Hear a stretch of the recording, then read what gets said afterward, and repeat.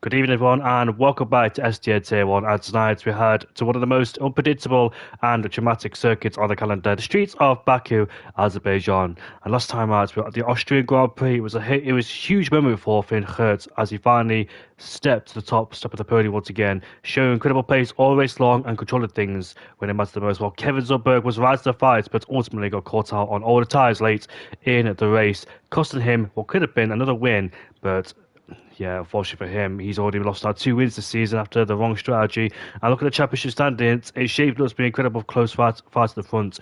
Mel's currently leads the way after a very consistent start to the season, but drivers like Sasha, Kevin, Eric, Christian, Fireblaze are all right there for taking, meaning every single race matters as most because every single point will be crucial towards the end or during this championship. And now we arrive back here, a circuit that matters the most, and it's very extreme as well. This track is over 6 kilometers long, making it easily one of the most longest circuits on the calendar. It features one of the longest full throttle selections in F1 racing as well, where drivers can hit huge speeds, about 350 kilometers an hour, all the way down towards turn one. And then there's the famous castle section, very, very narrow, technical, and completely unforgivable as well. One small mistake there, and your race can ultimately be ended, just like we saw back in JSR Tuesday, where multiple people did hit the wall in the castle section. Then we've got people coming out of the circuit. My name is Indigo, and alongside me tonight is Milan Langer. How are you doing, mate? Hopefully you're all right. I'm doing all right, thank you very much, and it's good to be back here for another round of SDN around a track that I might not have the best experience driving around it, but I sure do enjoy commentating around. It's always great fun, although it can be quite chaotic. Maybe that's the reason why it can be quite enjoyable, but we'll see what's going to happen tonight. But of course, we kick off with qualifying as per usual, Q1, Q2, and Q3, and I've been told that there might be rain coming later on in this qualifying session, but not in Q1, but we'll see if that's going to be the case. If that is going to be the case, then it's going to be sure a hell of an interesting end to the qualifying session with mixed track conditions. But it's quite busy out on track already. The first one out there is Leonard in the RB. The nice pink livery there, making his way around this very long and twisty street circuit, and now to the braking zone of turn 15, infamous corner around this track. So many drivers have hit the wall in real life as well. You saw like 4 or 5 different drivers hit that wall back in 2021 or what year it was, but absolutely crazy corner, and very easy to just slam to the outside wall. But of course, with a bit of a lower damage, you can get away with hitting it ever so slightly. But I have been told that the damage has been turned up to standard for this race, so we'll keep an eye out on who hits that wall and might pick up front wing damage. But Leonard is going to be the first one to attempt to set a flying lap time as he comes across the start-finish line in his RB, heading towards turn 1, very short way towards the turn 1 of the start finish line, but did turn 1 apex quite nicely there. Turn 1 and turn 2 quite similar to each other, both 90 degrees left-handers, and so is turn 3 to be honest, but it's quite a little bit tighter there in turn 3. We'll see in a moment when he comes down into the braking zone of the third corner around this track. Have to be mindful of the inside and outside wall here, but he's playing it quite safe on his bank lap. Then to the right for the first time in this lap for turn 4, cutting across a little bit too much there, and the back end completely unsettling underneath the RB, and there's already time to be found on this lap into this very twisty chicane as Kevin has retired from the session. I think he's crashed out in turn 3, so the Alpine is already out of qualifying, and he's going to have to be starting from the back of the field. That is huge for the championship and for Kevin himself, because this track can be quite difficult with overtaking. You really don't want to be starting in the middle or towards the back of the field with walls so close. That's going to be trouble for him later on in this race. But Leonard so far has kept it clean apart from the bomb mistake through turn 4, now heading towards turn 15. Let's see how late he dares to go onto the brakes, as he will slightly hit the outside, but I think he gets away with it without getting any front wing damage. Then one final braking zone, turn 16, that's going to be accelerating outwards, and it's going to be flat out all the way towards the finish line, and he's going to have 60% of battery to use all the way towards the end, flat out through these couple of kinks, and then this final one is going to be straight line towards the finish. Let's see what the first lap time on the board is going to be for the RB driver. Should be under the 140 mark at least, and he will so, as he's going to be a 38.981, but I reckon that is going to be beaten by the McLaren. No, it's not, of Olivo. He goes only second by a 16 thousandths of a second, but Leonard still out on top as the first lap times have started to come in. But Kevin already out in qualifying, that is a huge shock. Massive shock indeed there for Kevin Zumberg. He was on the intermediate compound tyres. I'm not quite sure if he meant to do that or not. He just made a simple mistake, outbroke himself and lost the car as the intermediate compound tyres were probably not giving a grip, unfortunately for him. But he is out. It will start down in the last place. Good evening, Daniel. Nice to see you in the chat unexpectedly. And not an F1 fan indeed. I know he is not, so I don't really think we stayed out to watch this. But Sasha with the DRS wide open then. Let's see what the Dutchman could do. The man that won the Australian Grand Prix comes across the line now. It's a 38.606, and Sasha has been relatively competitive this season too. So that's very nice to see that the Ferrari driver has been progressing really well. But Miles Mackis, the championship leader, is first place with a 38.101, so 5 tenths clear of Sasha already in P2. Miles Mackis, who started outside the top 10 back at the Austrian Grand Prix due to lack of pace, I presume, had no pace at all. He was struggling on those intermediate compound tyres, but made a great comeback drive to put it up to 4th place from starting 12th, so that's very good there for Miles Mackis. But Happy Meal says that he had damage from Kevin Zumberg, so I presume that Happy Meal hit the back of Kevin Zumberg when he was parked up and crashed down at turn number 3. So Kevin has got a lot of work to do so far in this race. The man who finished second in the last couple of races in USA and also back at the Austrian Grand Prix too. I don't think he participated back in Australia. So Kevin Zumberg, he's looking for the 3rd time in a row a victory after missing out on strategy twice back in USA and also at the Austrian Grand Prix. We'll see if he can do it, but Hadzigas gets a really good toe down this back straight, but I don't think that's going to be good enough for him because obviously these lap times are on the easily compound tyres. So it goes up into P9 there in the LP, just ahead of Lucas. Of course, in this Q1 session, not many people will be setting down a relatively good lap times indeed because they just want to wait out to the latter part of qualifying before they can go on the soft compound tyres and set their best lap time so far. But Miles Mackis is currently P1, 38.1. We know he's usually strong around here. We did see him, he was quite strong on Tuesday's race but missed out on the podium. In fact, he didn't because Sasha was the one that got the penalty and Miles Mackis moved up to 3rd place indeed. So watch out for Miles Mackis. He could be a very highly competitive indeed, and Kick as well because Kick won the Baku Grand Prix on Tuesday. He's currently on an outlap so far, so let's see how the Williams driver does and progresses. Lucas is there as well in P10. Lucas has struggled in the last couple of races as well this season, and back at the Austrian Grand Prix, I think he got knocked out in Q1, did Lucas last week, so what a massive shocker for him so far. We know he's very competitive, but recently it hasn't gone well for him so far. He hasn't scored a podium yet either this season, and his last best result was 8th place back at the USA Grand Prix, so it hasn't gone well for him so far this season, and Lucas will be looking to try and come back stronger as well. Let's see what Kick does then. On board with Kick in the Williams, who won the Baku Grand Prix this week on Tuesday, and also let's see what he does. The DRS wide open for Kick, approaching down the main straight, 340 kilometers an hour. DRS wide open as we head down into towards turn 1. The left hand of turn 1 can be very tricky indeed. Just kissed the apex in the first corner, leads on the exit very nicely and easy too. Before we head down towards turn 2, hard on the brakes once again, clipping the apex on the entry, using all the exit you can. Get close to the wall as you possibly can without hitting it or scraping it. DRS wide open again, coming down towards another left-hander towards turn 3, braking just before the 100 metre boards, slamming the gears, slamming the brakes down. You can see him just tap the wall as well before we approach turn 4, the first right-hander on this track. Most people take the curb on the entry, but King misses it a little bit before we head down towards 5 and 6 we go then. There's a little chicane here which can be very difficult as well to negotiate because it's so slow and it can easily mess up as well traction. Before we head down in towards turn 7, this little right-hander which can be very clumsy indeed, but importantly you want to take as much curve as you can. Now through the narrow part of the castle section, up the hill we go. We'll see how he does through here. Very nicely indeed before we get back on throttle, as most people in the race tend to drift out wide through there because of the oversteer, the dirty air. Most people suffer with wheel spin. As we head downhill towards turn 15 we go. This can be another tricky corner here as well. Bouncing over the curb, the car moving moving as well before we head down in towards the left-hander once again.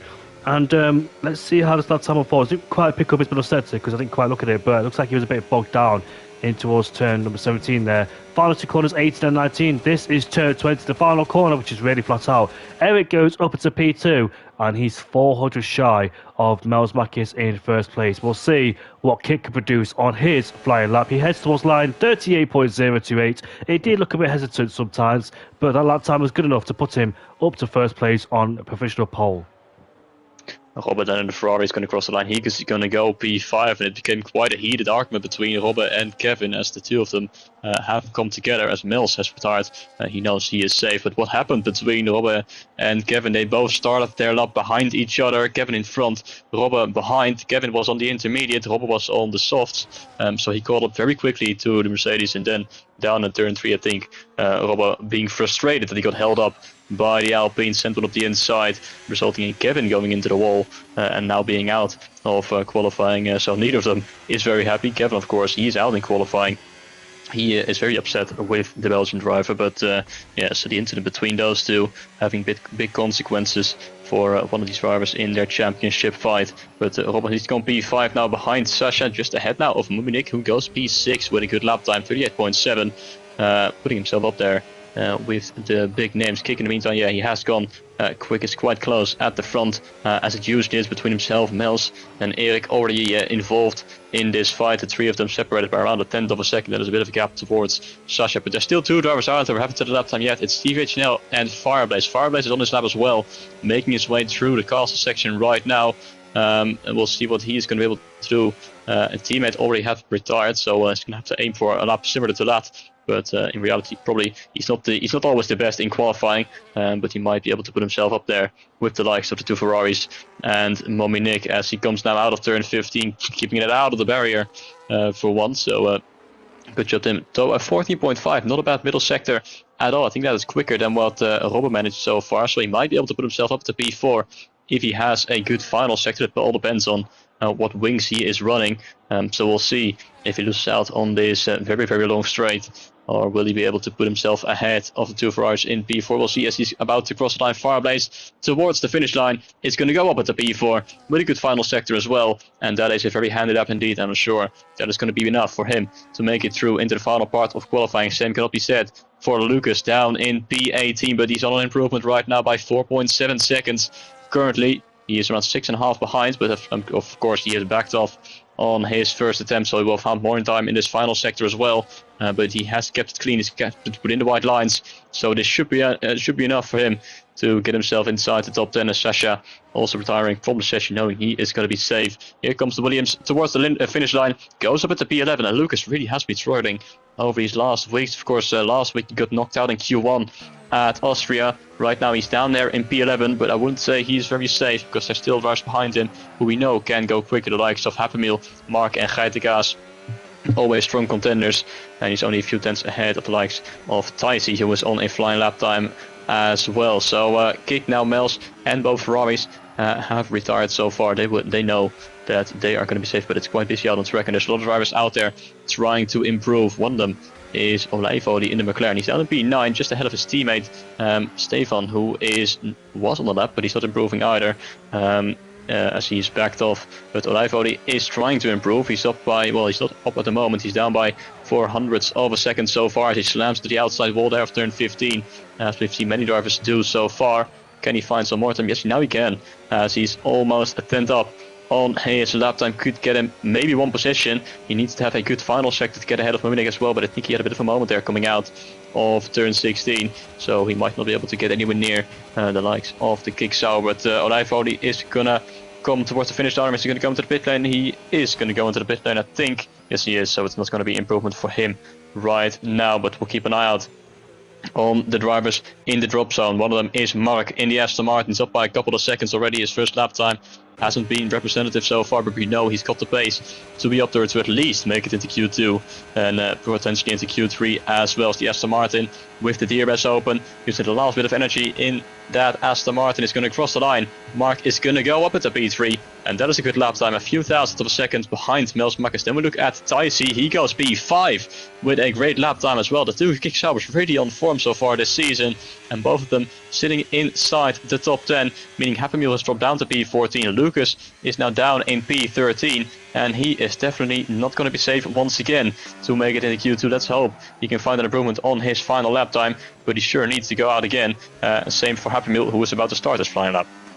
Mark's had a dreadful season so far. He's only got about 2 points as well, so he definitely needs to try and find some good results. Has the Aston Martin driver DNF back in the Austrian Grand Prix, got himself in some sort of contact. I can't exactly remember, but as you can see there, Kik, Mels, Eric, Sasha and Robert have all retired, knowing they're safe, because there's no need to go out once again. Because if you know you're one of those drivers who are very quick and easily secure yourself inside the top 15, there's no point going out there. Because if you go on a new set of soft compound tyres, A, you've ruined a set, knowing you could use it for Q2, Q3, and B, there's a big chance of crashing as well. Because if you make a mistake, hit the wall, or break your wing, then it's all over for you. But Hazakas is down in P18. We know this man has struggled as well this season to try and get himself inside the top 10. He's been knocked out in Q2, same as Fireblitz as well. I believe he got knocked out in Q2 back. The Austrian Grand Prix started in P11. Here comes the RP driver as he heads towards the line. Now, what can he do? He goes up into P7, and that's behind Fireblaze, just good enough. But the standout for me is Ticey in P5. Ticey struggled back at the Austrian Grand Prix, started down in P17, now he's up to P5 outside the danger zone. Here comes Happy Mill coming through turn 16 right now, 7/10 of a second is the Dutchman here, still looking for his first win in SDN. He got it in Australia, but I think Sasha got his penalty removed. Just saying, if Robert and me are near each other, one or the two is going to be upside down. Well, hopefully not Kevin. If you are quicker than him, just get past him.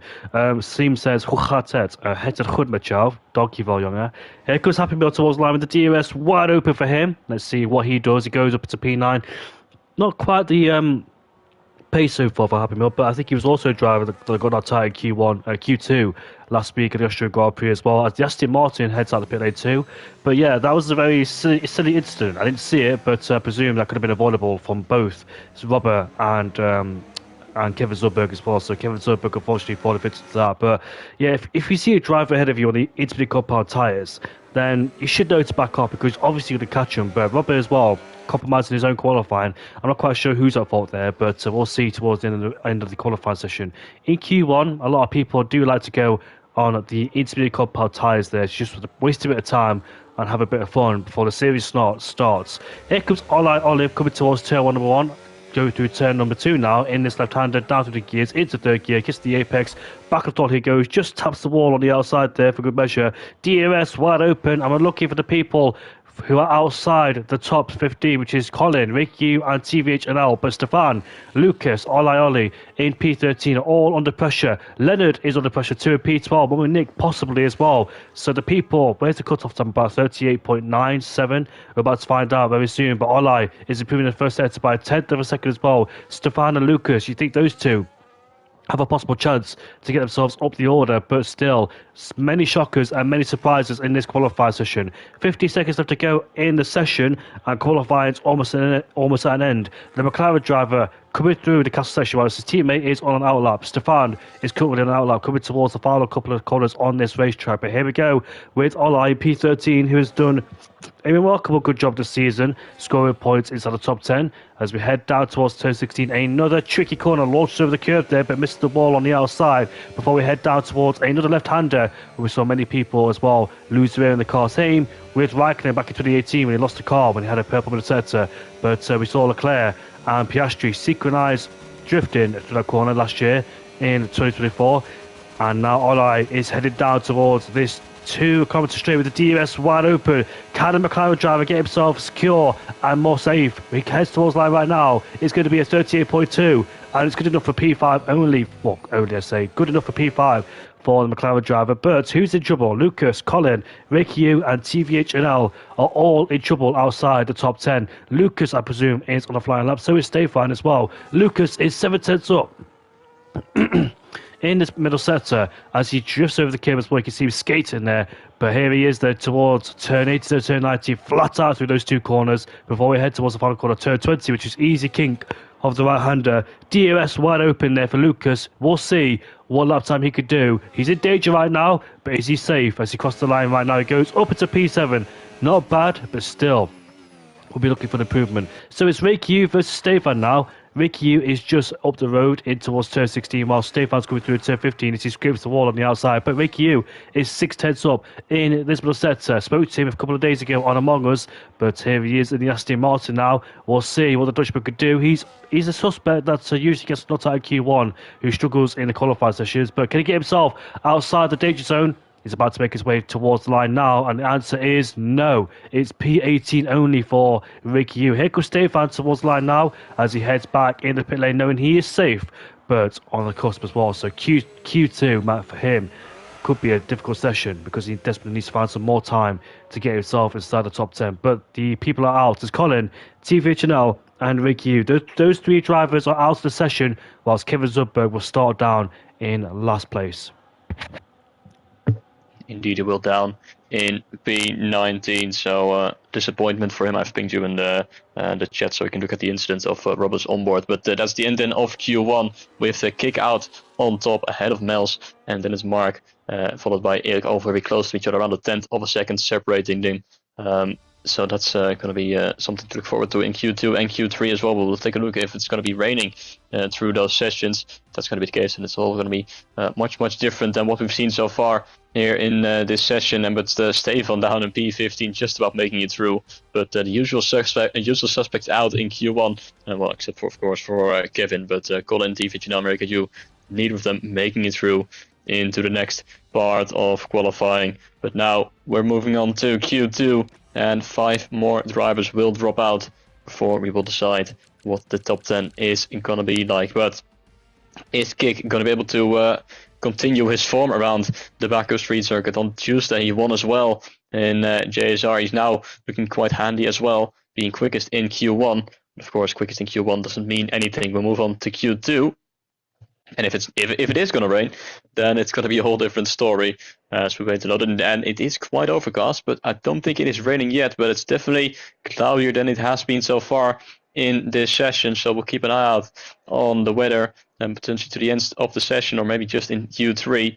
But it is looking a little bit more different. But we arrived then in the second part of qualifying, and all 15 drivers in pit lane. We'll wait and see who is going to go out first. But will we see any more shocks in qualifying? Will we see anyone hitting the wall, just brushing the inside a little bit too close, and unfortunately knocking themselves out of qualifying, or maybe even invalidating? We saw many shocks last week in Q1 and Q2. So far it's been a relatively calm session, except for that incident between Robbe and Kevin. But we also see what this session is going to bring for us. But look how many drivers are already going out immediately as the session starts. Something tells me that there is wet weather coming, because every single driver is already going out on track. And that is not something you usually see at the beginning of a qualifying session. So it's going to be very busy out on track as we still wait for Fireblaze to exit his garage. He's the only one, or actually no, it's Mominik who's the only one who's still in pit lane, but he's going out now as well. But every single driver is out on track immediately in Q2, and it might just be only one lap for all of these drivers to be able to make it through into the final part of qualifying. The rain is on its way, and this track will be even more difficult as it is, because it's already difficult in the dry conditions with the high tyre wear and the tyre management too. Leonard is the first one on the circuit, just like he was in Q1 as well. So every single driver is getting their foot down. Kevin Zubberg has told me, has asked me, have I seen the incident? No, I have. Well, I've got mixed opinions about it, because yes, Robbie Yacoub shouldn't have done what he did, and also Kevin's in front of him too. And that's the problem as well. You've got to acknowledge who is on what tyre. I know it's difficult to see in the foreground there, but it's just one of them things really, colliding with people in Q1 on the inters and soft compound tyres. You've got to be more attention and more wary as well. Kevin Zubberg could have let him go, because obviously he's on the inters and should have let Robbie go on. But it's one of them things really, I don't know how to decide it. But on board with Leonard on the main straight, DRS wide open then. Let's see what the German Dutchman could do on this flying lap. Headed down in towards turn 1. This man has taken podium before as well last season. A bit of a a little bit of a hesitant in towards turn 1. You had to turn out of it. Go through turn 2 now. There's another left-hander we go. Clipping the apex very nicely indeed. DRS open on the power once again before we head down towards the second straight, where we see plenty of overtaking down here.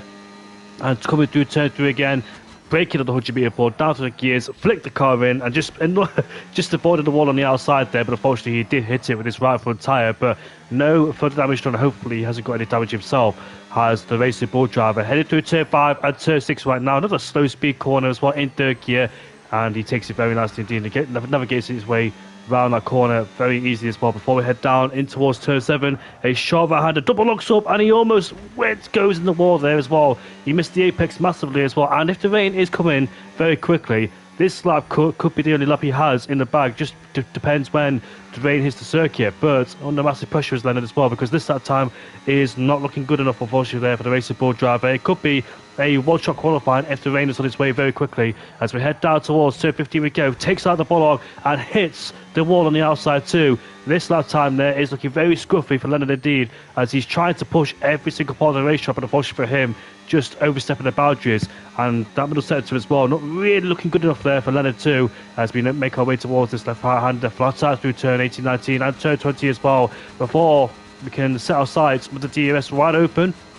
And we'll see what Leonard could do then as he makes his way down towards line. Speed about 350 kilometers an hour. It's a 38.8, so not good enough there for Leonard. And I presume this is a new set of soft core tyre sport. Kick, a 37.6, but a blistering lap time there from the Williams drivers. Mark goes up into P2. Here comes the kickstart. Tyson goes P3. The Alpine Khatikas goes up into P2. Much better lap time there for Khatikas in P2. Here comes Sasha towards second place. All drivers coming one by one. Robert Jacobs into P4 ahead of Mark, who goes P5. Happy or P6 or 7 now 8, because here comes Olay Olive to go up into P6. Where is Amos Eric? There he is down to P11. The clouds are gathering in. Sasha goes up into P2, and we'll see where Eric can go in the Red Bull. He got the line right now. It's P2. Misses by 1,000 of a second there. Does Amos Eric, and the rain surely look like it's on his way very soon. Here comes Mummy Nick towards the finish line. He goes. It's only P13 with a 38.861.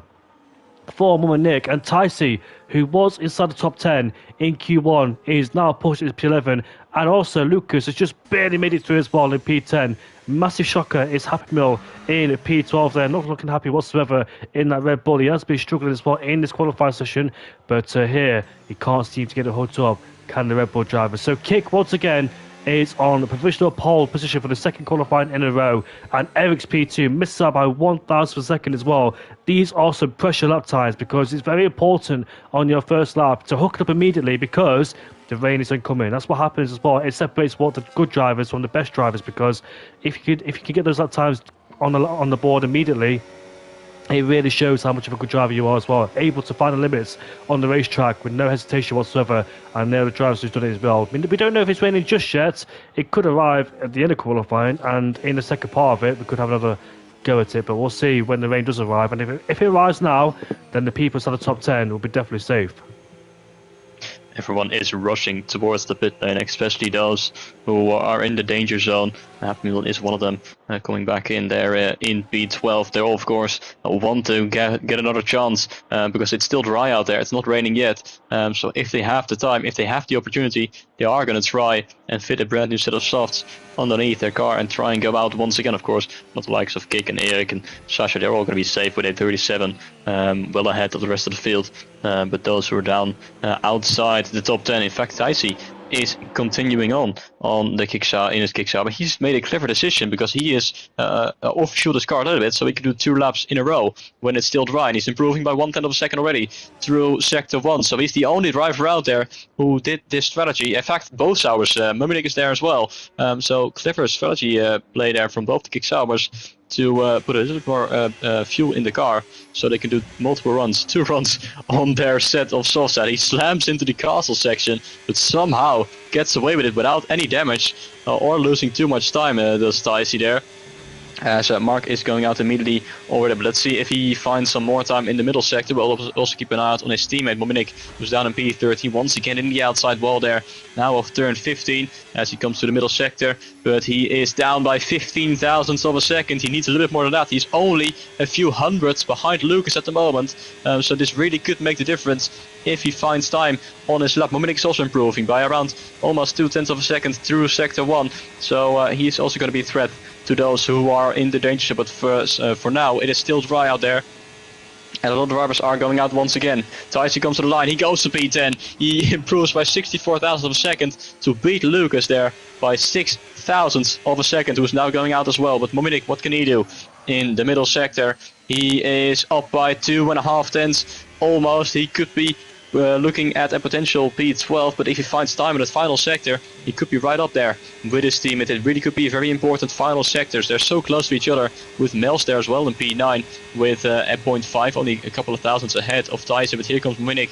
He is going to go towards the finish line. Is it going to be enough to put himself inside the top 10, or will it be just P12? It is going to just be P12 with a 38.5 as well. Becomes the fourth driver to set a 38.5, but he's a few hundredths of a second behind Lucas. But look how busy he's out on track once again, because as long as it's still dry, they can all try and improve on their lap time. Only drivers in pit lane are the top 3 and Robbe in P5, but Robbe's now going out as well for a second run. Better be safe than sorry, and try and improve upon this lap time rather than getting knocked out in Q2. But little drivers starting their flying lap times. Leonard is one of them. He is right behind Robbe and actually getting a nice slipstream from the Belgian driver. Pulls to the left hand side, and Leonard can now get himself a little bit of advantage on his lap. Goes very, very tight to the inside. That could have been an ending of his qualifying session, but cutting the margins very fine indeed, and doing it perfectly so. As he comes through sector 1 line, he's up by 0.3 of a second. Good start to his lap so far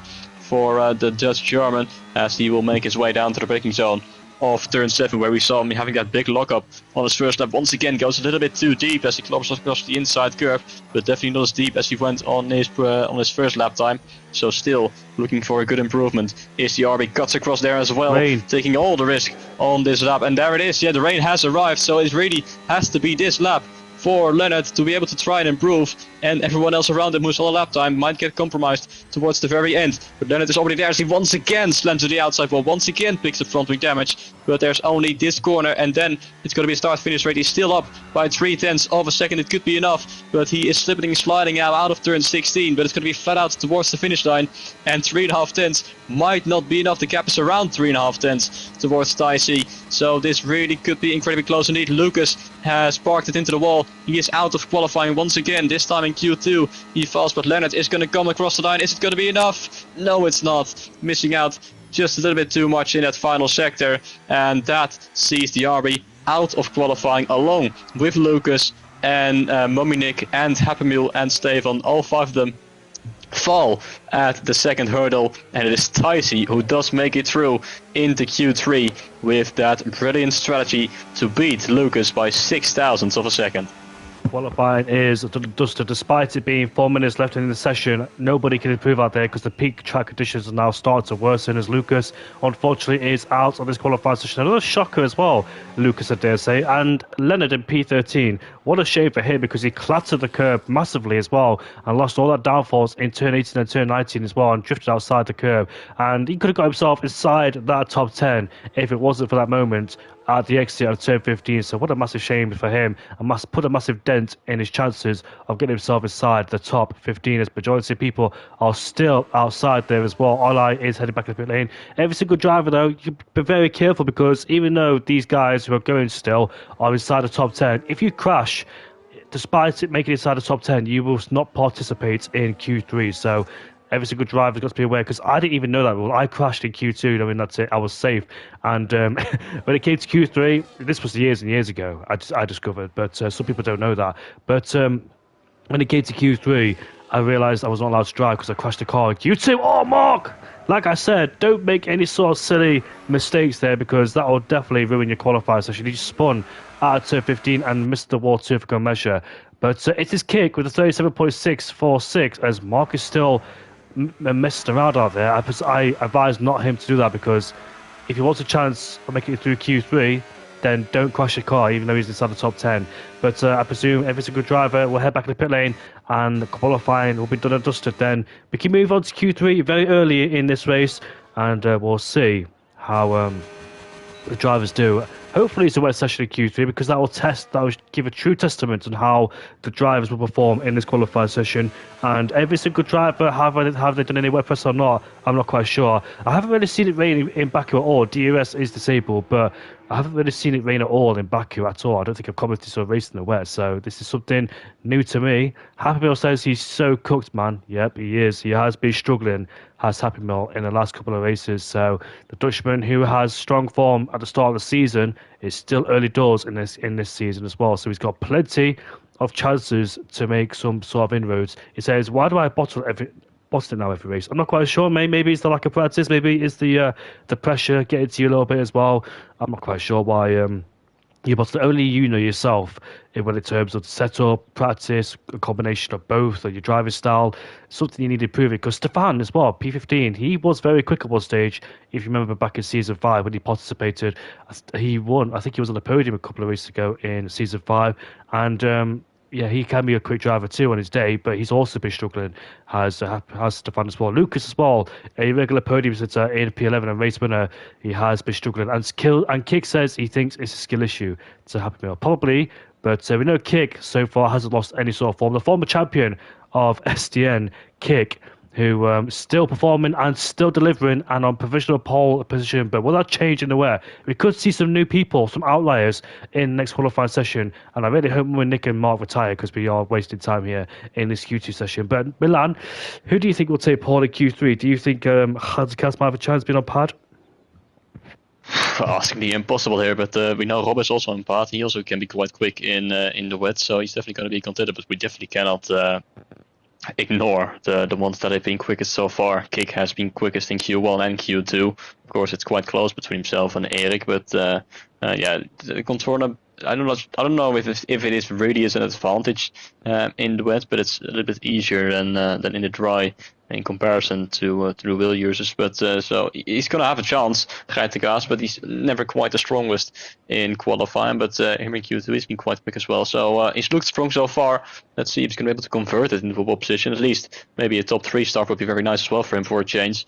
But Robert is gonna be there as well, I think, in the wet. But of course, Kick and Eric will be contenders. Sasha, it's going to be quite close. It's really impossible to tell who is going to be quick in the wet, because this track, like you said, you rarely see it driven in the wet. So I doubt many of these drivers have any practice in the wet at all. So it really might just all be driving out on ice and see what is going to work out in only around 12 minutes time. So we'll see which of those drivers will steal away pole position. It's going to be a surprise for all of us. It could be, who knows, as we wait till Mark and Dominicus. There we go, we're at the end then of Q2. So we finally move on to the final session, but this is the top 10 we're going to work with. So Kick, Eric, Sasha, Geitenkaas, Robin, Mark, Olijf, Oli, Fireblaze, Mels and Taisi make it all through into the final part of qualifying. Lucas there missing out by a few thousandths of a second. But it was a good attempt once again for the Williams, but it's the second time in a row he has not made it into Q3. Last week he fell in Q1, this week in Q2, only by a few thousandths once again. So not the luckiest couple of weeks so far for Lucas, but well, starting at P11 is not going to be easy as well. You're going to be in a bit of trouble probably with all those cars around you with balls so close, so that's going to be something he's going to have to worry about later on. But first, we get to worry about this final part of qualifying. Let's see how hard it is going to rain, and if it's going to be doable in the intermediates. It is going to really rain quite hard. I'm not sure if it's going to be inters or wets, although I know though, even if it is full wet conditions, the inters sometimes can be still quicker than the wets, just like in real life. They never use those tires anyway, but in the game as well, inters can be preferred over the full wets, even in full wet conditions. But it is soaking wet here out in Baku, and we can prepare ourselves for an incredible final part of qualifying. 12 minutes to decide pole position here at Baku in full wet, or, well, raining conditions. So we'll see who is going to come out floating on top, as the Williams of Kick is going to be the first one out on track on the intermediates. Indeed. So Kick has dominated Q1, Kick has dominated Q2, and what about Q3? Because it was dry in the first 2 sessions, and now it is fully soaked and wet here in this third qualifying session, which makes things even more difficult for the drivers to tiptoe away around this 6-kilometer track, 20 corners. But I wonder if we see some mistakes on their next flying lap, because a lot of people could struggle. Depends if they've got a setup as well. If it's dry in the race, I presume that most people in this qualifying session have gone for a low wing, a low downforce setup, which means that they're going to be struggling even more in terms of traction and corners as well, acceleration. A lot of these people could fall foul to that as well. Who can keep it nice and clean on the track around here, and who can push the limits without overdoing it in the wall or in the barriers or exceed each other limits as well. So we'll see who the first one out of the session is. I think it is Kick, just up the road there. In the Williams as well. Williams recently have announced their new livery, and in my opinion, I do like the livery as well, but A few concerns for Williams this year as well after not showing up at the season test in Barcelona, but they are there looking for Bahrain. So unfortunately for Williams, they've lost a lot of time and mileage as well. Where every single team, well, all 10 teams except Williams, have gone and got some mileage underneath their cars, whilst Williams will show up next week at the Bahrain preseason test. And the Bahrain preseason test is on the 12th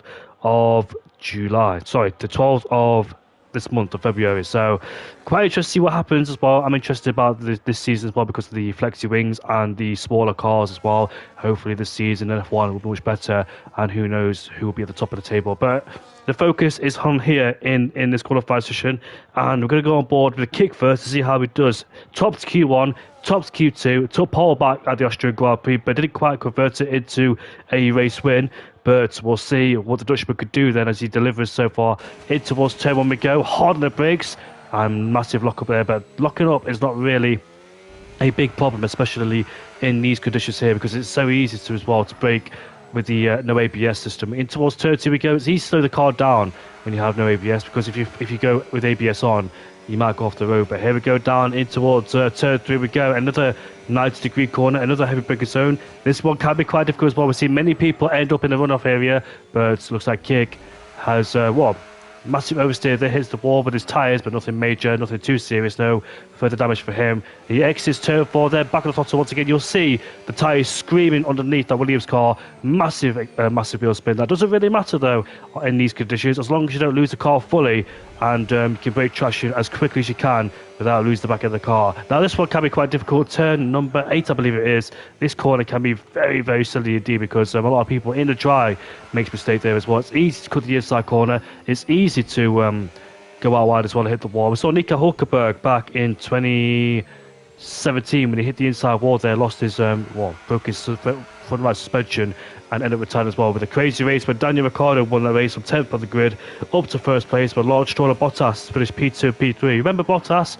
He was a lap down at the end of lap one after smashing into Raikkonen. Sasha's retired in the castle section. He has crashed in that castle section there, and I think a few people had to take a action as well. So Sasha, who won the Australian Grand Prix in the first race, and JSR Green has joined the session too, so he'll be the 20th driver on this grid. So Kevin won't start in last place, but Kick then sliding through turn 18 and turn 19 there, full throttle, full commitment, full bravery, full confidence there, as now he uses the battery. No DRS of course on this main straight we go, so it's all about battery and engine power. Here he is, towards the line he goes. The target for everybody to beat is a 53.488, and I wonder who can match or beat his time, as Miles Makis delivers immediately with a 52.596, a massive margin over Kick in P2, and Eric goes towards the top by 52.3. He was right behind the kick-start of Ticey. Ticey was P5, who made a massive mistake. Robert goes up to P3 in the Ferrari there too, so Amos Eric is up onto provisional pole. He's been strong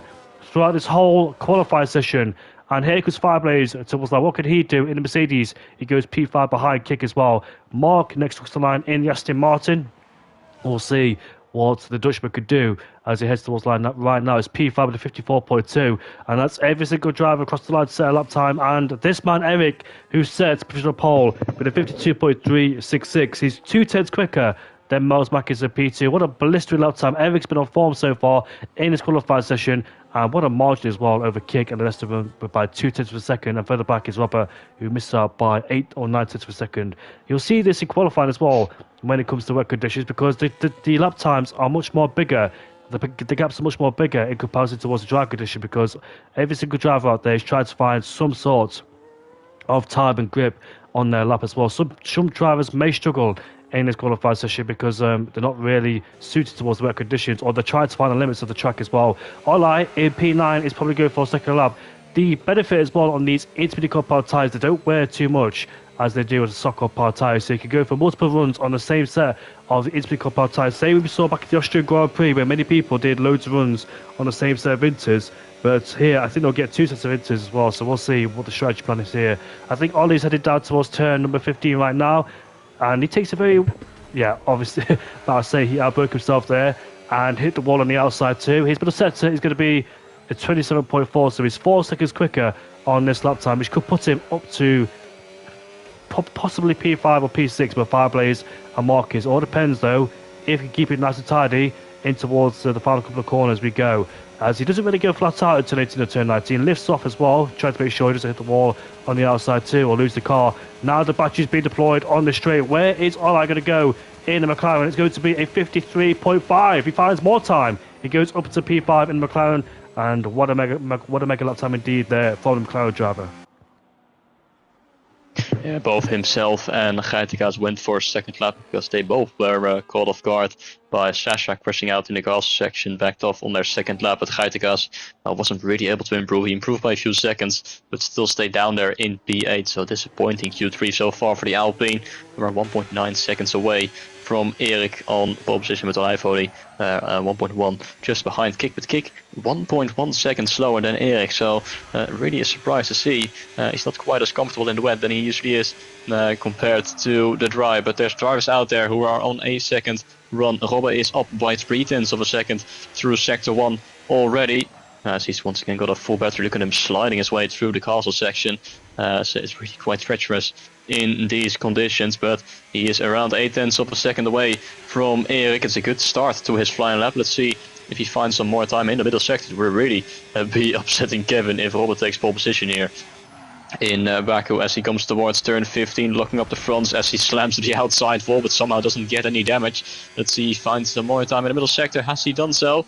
He has. He's up by 8.5 tenths in the middle sector, so this could be a huge improvement for the Ferrari driver that could be able to get himself ahead of Erik and Mels. Now through this final sector, flicking his way through these two S's, really putting in all the risk in the Ferrari as he's going to deploy that final bit of battery towards the start-finish line. Is it going to be able to beat the Red Bull of Erik? Are we going to see a new fastest lap time? We're not, because he's going to pull into the pit lane. He thinks he can go quicker. He can put a brand new set of intermediates underneath his Ferrari, but it's quite a gamble to take because obviously that lap time would have been enough to beat Erik and Mels. But instead of that, he is going to pull into the pit lane for a brand new set to go out for his final run. Mark in the Aston Martin, he's up on his time as well through the middle sector. Let's see how much he can improve on his second run. Not sure if it's gonna for a second run on the same set. I think he has, because he's gonna pull into the pit lane as well, doing the same thing as Robert. They know that they're improving on their lap time, but I think they can improve more than what they're doing right now, which is why they're going back into the pit lane as Taisi on his outlap slams into the outside wall of turn 15. But fortunately for him, he maintains his front wing, doesn't get any damage. He's down there in P9. He is one of those drivers that definitely can improve upon his lap time. He's 4.6 seconds slower at the moment than Erik. Mels and Kik both out on track as well. Kik is still warming up his tires when he comes across the finish line, so he is not going to start pushing on this lap for sure. We'll see if Mels will do when he comes out of turn 16 to put the power down. So surprised to see that Kik is going for a double outlap on the intermediate. It's not something you see very often, but he might have brought a little bit more fuel with him. He's going to try and burn on this second lap time. But Taisi, let's see what he can do as he makes his way through turn 2. Definitely not as comfortable in these wet conditions compared to dry. He was looking quite handy in the dry. Was inside the top 6, I think, in Q1 with a brilliant lap time. Then in Q2, just about made it through in Q2, made it through into the top 10. But so far in Q3, he has been struggling in these conditions. Once again, massive moment there coming out of turn 3 and out to the right-hander of turn 4. Does he find some time at all in the first sector? Yes, he does. 1.5 tenths, but he needs to find at least 2.5 seconds to get anywhere near the lap time of Geitekaas. So a lot of work to do for the Kik Sauber, who might just have to settle for P9. Of course, he will start ahead of Sasha, who crashed out on his initial run down in P10. Really in the mix of everyone in the middle of the field, not where you want to be in a race around here, which is something he was going to have to worry about later on when we get going for the Grand Prix. But Taisi then coming out of that castle section will now be going flat out towards turn 13 and 15, 14 and down to the braking zone of turn 15 where we hit the outside wall on his outlap. Let's see if he keeps it clean on this attempt. Yes, he does so. So that's one of the drivers getting out of the way, hopefully. And he's not. That is the Ferrari of Robbe blocking the Kik Sauber of Taisi. And Robbe getting involved in another incident. And that is quite, well, quite the scene there. So he was upset at Kevin blocking him on his first run, and now in Q3 he is blocking another driver. Kevin will be laughing at that, I'm sure. as he is going to start the flying up. But unfortunately there for Taisi, who could not finish his run. But we're going to get it going for these final runs. Everyone out on track, trying to improve with 30 seconds on the clock. Who's going to take away pole position here at Baku? Indeed, every single driver kickstarts in their final lap of this qualifying session as we head through turn 2 on board with Kick in turn 2 as he has massive wheel spin there, still fighting with the rear of the car despite being in 5th gear. He's enduring massive wheel spin on the exit of the corner as well as we head down towards another heavy braking zone. Towards turn 3 we go. It's towards left-handed there. He has a massive moment as well going through turn number 3. Look at that massive wheel spin for Kick. He is definitely struggling there. Is Kick in the Williams. He's massively oversteering and losing the car as well for good measure as we see him fighting once again with traction.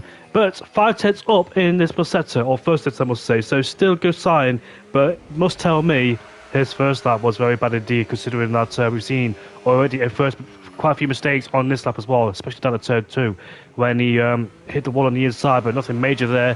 You can see in there taking it very cautiously as well as we head through the castle session where it can be very difficult as well, just narrowly missed the wall on the outside on that Kubica and Charles Leclerc as well. The most famous quote in that castle session, "I am stupid," as Kick powers his way out of the castle session and headed all the way towards the final couple of corners on this racetrack.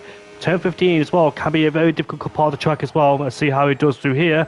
Slides his way through there on the throttle once again as he heads down towards the end of this middle sector. It's going to be 1.5 seconds up. This could put him on pole position if he keeps it nice and tidy there as Kick. So Kick has had a lot of time and more confidence, but it doesn't look like a good lap for me. It just seems like he's struggling so far, but he's absolutely pushing the limits of that Williams and the limits of the track as well. So we could see Kick take your pole. The Sauber's backed off. That's Taisi who is backed off. Fortunately, we'll start on a P9. Here comes Kick towards the line. It's going to be a 51.5. That's a mega lap time there. But I dare say other people like Eric. Eric's 1.4 seconds up in the middle sector. And Robert goes towards the top of the field. It's a 50.9. He is on a provisional pole position. He blocked Taisi and he crashed into Kevin. And those two will not be happy indeed to see that at all. Fireblaze goes P3 and Hatikas goes up into P2 in the Alpine. But what man we're watching for is this one, Eric. As he makes his way towards the line, he goes. It's going to be pole position for the Dutchman there. A 50.7. But Miles Makis takes it back with a 50.651. And anybody else out there who's going to be a threat? Only Olai in P8. Where's he going to go? Up into P5.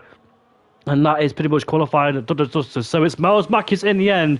The man who got knocked out in Q2 last week is on pole position by a tenth of a second. Eric's in P2, Roberts in P3, and Kick ends up down in P6. So Kick had the race pace or the qualifying pace in the dry. But conversely, when it head towards the wet, he struggled massively as well. That is an interesting top three as well. Miles Makis, Eric, and Robert Jacobs in P3. And Hatikas will be delighted in P4. That man has struggled terribly this season, but it looks like there's some hope for him and light at the end of the tunnel. It looks like it's stopped raining too, so that has stopped raining right now. And I will go to the toilet and be right back then, Milan. No worries then. So that is the end then of qualifying. Miles Makis on pole position with a 50.6 ahead of Erik by only 1.5 tenths. But a good lap indeed from the Mercedes driver ahead of the Red Bull. So still quite close in the end of this qualifying session. But Robert then in P3, Dennis Geitenkaas before Olijvori in 5th place. Kick down in P6, quickest in Q1, quickest in Q2. But in the rain, he could not pull it off. And he is going to start this race down in P6 behind Olijvori, Geitenkaas, Robert, Erik and Mels. Then Fireblaze in P7, 2 more tenths away from the Williams. Mark in P8. Also struggling in these conditions. Thijs then in P9 could not improve after having that getting blocked by Robert on his second attempt. And Sasha, who crashed out at the very beginning of this final part of qualifying, will start this race down in P10. But now we can prepare ourselves for the final part of qualifying, or I say we can prepare ourselves for the race, and we'll see what the conditions are going to be like. If it's going to be dry, then it's going to be way different than what we saw so far in these final 2 qualifying sessions. It is going to be dry as the sun is out, clear skies up above. So we'll see how that is going to affect these drivers who just put in quite a lot of time running in the wet, now having to switch over to the dries immediately for the race. So that is going to shake things up. We'll see which tires everyone is going to start on. Of course, the safety car is always just around the corner around this track. Well, you might want to start on the mediums and then save yourself 2 sets of hards in case a safety car comes out. But Yeah, of course. We're all so close. I'd fully expect their safety car to be at some point in the race on Tuesday. We saw many safety cars, many neutralizations. So it's just so close. A mistake is so easily made, and it can really ruin your race. If you just hit the inside wall, it can knock your front wheel right off. I've experienced it myself firsthand in turn 3, so I know how it is, and I know that these drivers could be struggling, especially when the tire wear comes into effect as well. So we shall see what is going to happen here at the Baku for round 4 of the season. Is Mels going to be able to convert his pole position into a race win and extend his championship lead, or is there going to be anyone else who can deny him that? But here we're going to go for the Azerbaijan Grand Prix in SDN. The lights about to go anyway, and here we go. We're underway for the Baku Grand Prix. It looks like Eric gets a better start, but Miles Mack is just inches forward, and he takes the lead of the race. In towards turn 1 we go. As the driver's file spin for the first time, there's contact in the background. The RP, the Hartigas, gets tangled with somebody, but makes it unscathed. As we head through turn 2 we go, side by side between AMS, Kick and Olai. Kick is getting 2 places up into P4 already in this race, so great start for him, but Olai is right behind him as we head down towards turn 2. Any moves being made so far as we head up towards the third corner on this racetrack. It looks like the Williams in the background's got spun. That is Lucas. Unfortunately, gone for a spin down there in P20. He has fallen all the way to the back of the field with that contact already the first lap of the Grand Prix. Already carnage in the opening stages. Kevin has made up 6 places or 5 places from the start. He's up to P14. He's on the hards though. One of the few drivers to do so, along with Stefan and Reka Ju. But Lucas down in P20. Lennart has also made a mistake. He's down in P19 in the RB. He's got front wing damage for good measure. I think Lucas has got front wing damage as well. So it's gone from bad to worse for the Williams driver. Already struggled last week at Austria, and he's back down here in P20 at the beginning of the Azerbaijan Grand Prix. But at the front, it has remained clean with Mels in the lead, ahead of Erik, then Robbe in P3, followed by Kik, who has had a great start, gaining 2 positions. Olijvo in P5, Fireblaze then P6. Sasha going up the inside there of Fireblaze in a place where you normally don't see an overtake, and it's not going to work out for him. He started out in P10, already up to P7, and looking to make the move on Fireblaze to gain P6. As Colding started to drop behind in the Haas, as now Mark is putting the pressure on the Ferrari driver as well, followed by Geitenkaas. I'm not sure what happened to him on the exit of turn 1. Did he lose him by himself, or did he get hit from behind? As there's a change of lead, as Erik is going to go to the inside of Mels in towards turn 1, going on to lap 2. Erik takes the lead of this race. Mels trying to go for the switchback, but you don't really want to fight at this stage of the race, and he's going to slot in behind the Red Bull driver as we go on to the second straight.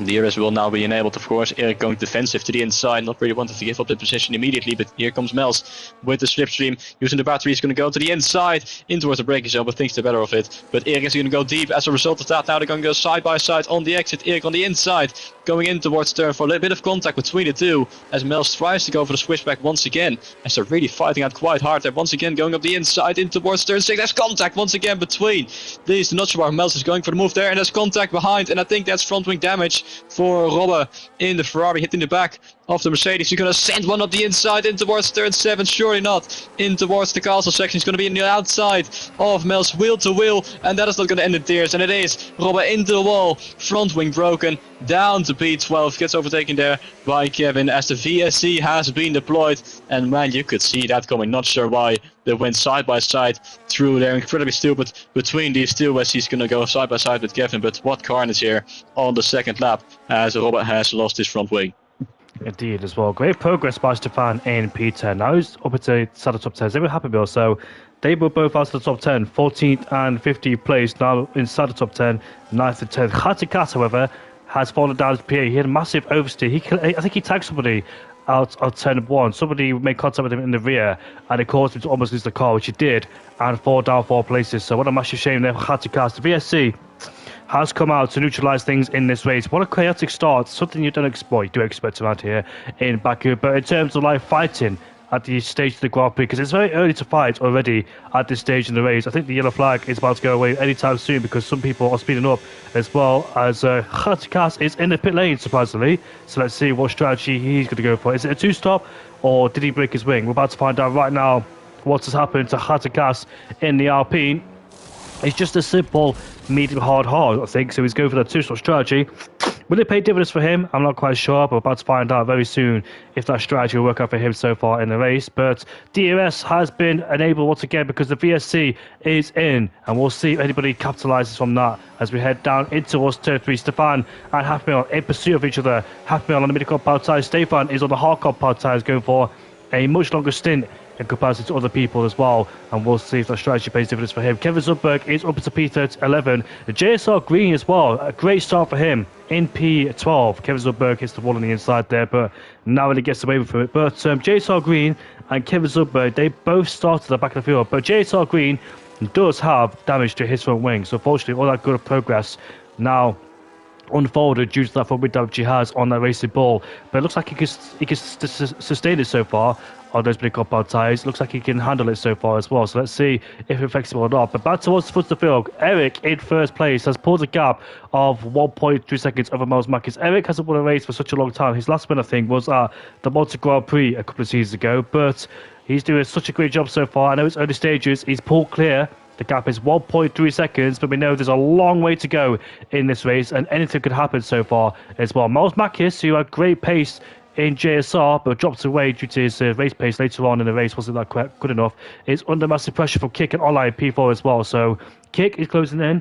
The man who won the JSR race in Baku is up into P3 and putting pressure on Miles Mackis in P2, whilst Eric, he's trying to get that gap stabilised over a second and break away to ensure he's not in the DRS trade. Fireblaze is right behind Olai, who's following Kick as well, so Fireblaze is doing a good job in P5 so far.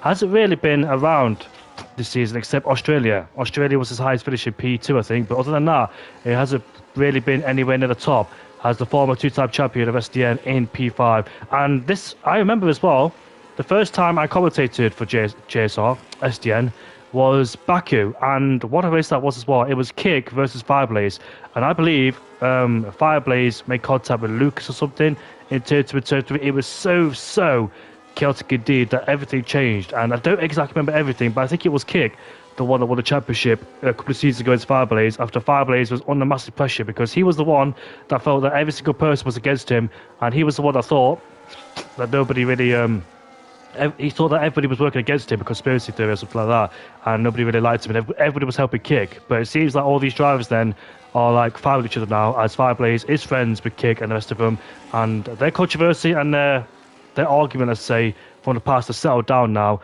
and they're good friends indeed. But Sasha is piling the pressure of Fireblaze, as Sasha as well, who lost out a couple of places, is down in P6.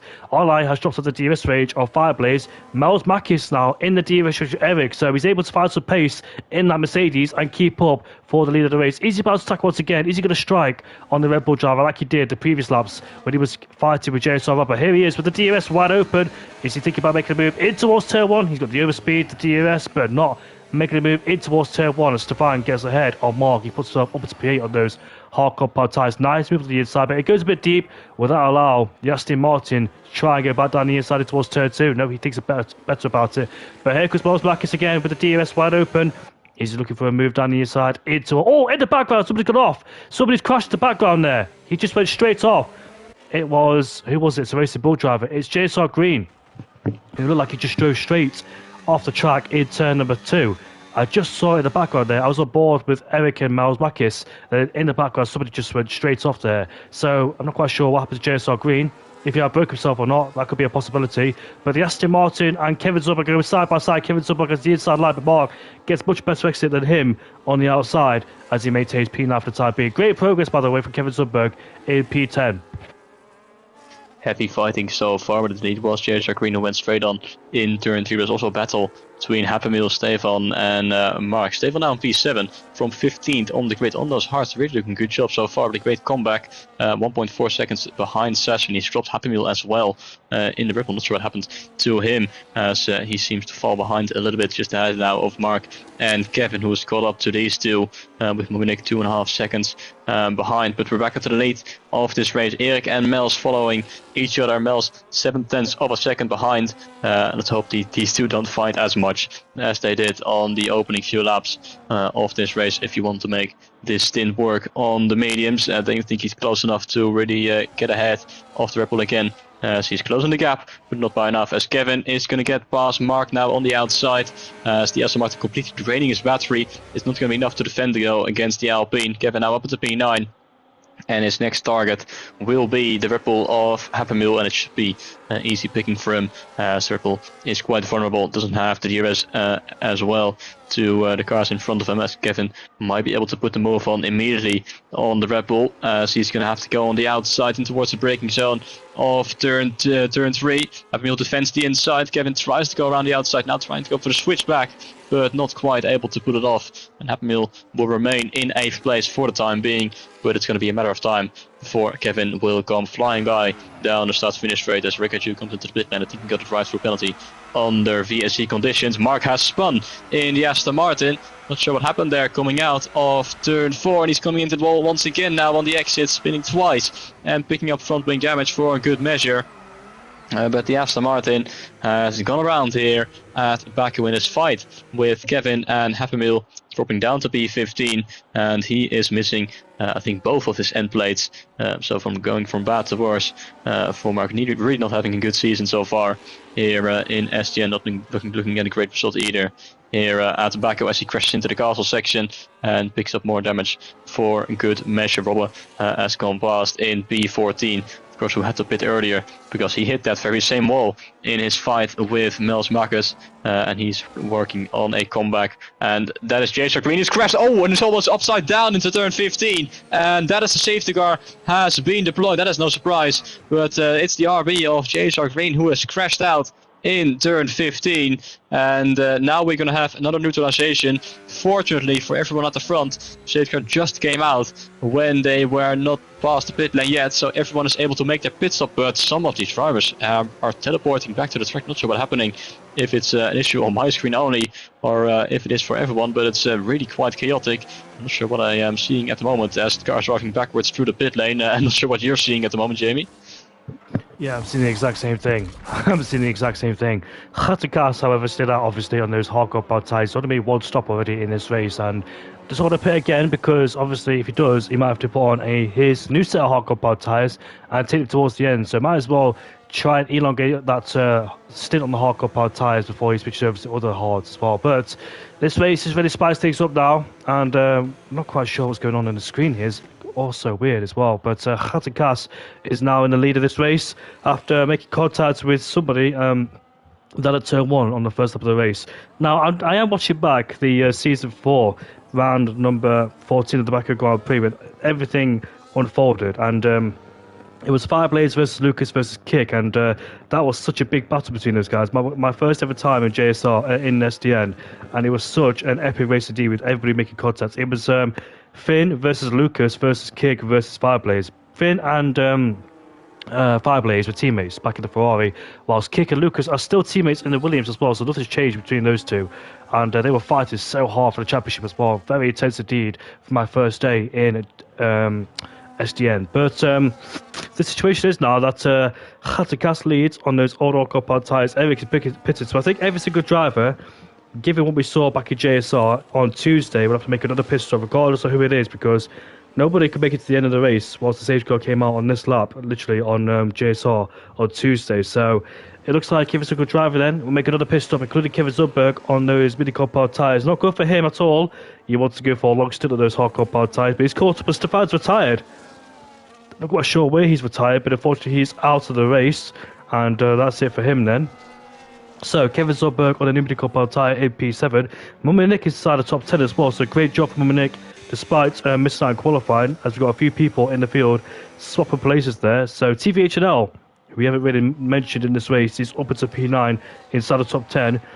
Fireblades, unfortunately for him, he has lost a lot of time because he had to rejoin and do a double stop behind his teammates. So he's fallen down into P10, and he's got a lot of work to do from there. Kevin Zubberg, Nick and TVHNL have all jumped him, as Robert is a lap down and he's rejoined down to P18. But going back to that second or third lap between Miles Marcus and Robert in P2 and P3, that was quite unnecessary to fight that hard, especially towards Castle Session. I think Robert Jacobs was driving under frustration, and driving with his emotions rather than thinking rationally, and that's why he was fighting with Miles Makis there because he had damage from Miles Makis and Eric fighting. He got caught up in that, so he decided to make a move and show Miles Makis exactly how he feels. But unfortunately for him, he lost his wing again. But he is a lap down, I think, down in P18. Is he?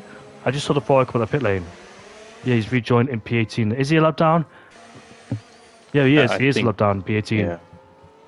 Yeah, I Well, think he has, but he's left the session as well because he had the glitch. He, Stefan, and Happy Meal all had the glitch where they were stuck in pit lane for a very long time, which is why Stefan is retired and left. Rob has left us now as well, and Happy Meal is almost a lap down, so I'm not quite sure what is going on in this race. I know a few drivers are asking for a restart, but we haven't seen any reaction so far from Mominik, but it seems like the entire lobby is glitched at the moment, so we'll just wait and see what's going to happen in this race. But we've got Geitikas in the lead regardless, so we'll just continue on for the time being until we've got further updates. But we're on lap 8 of 26. Geitikas, the only driver who has stayed out.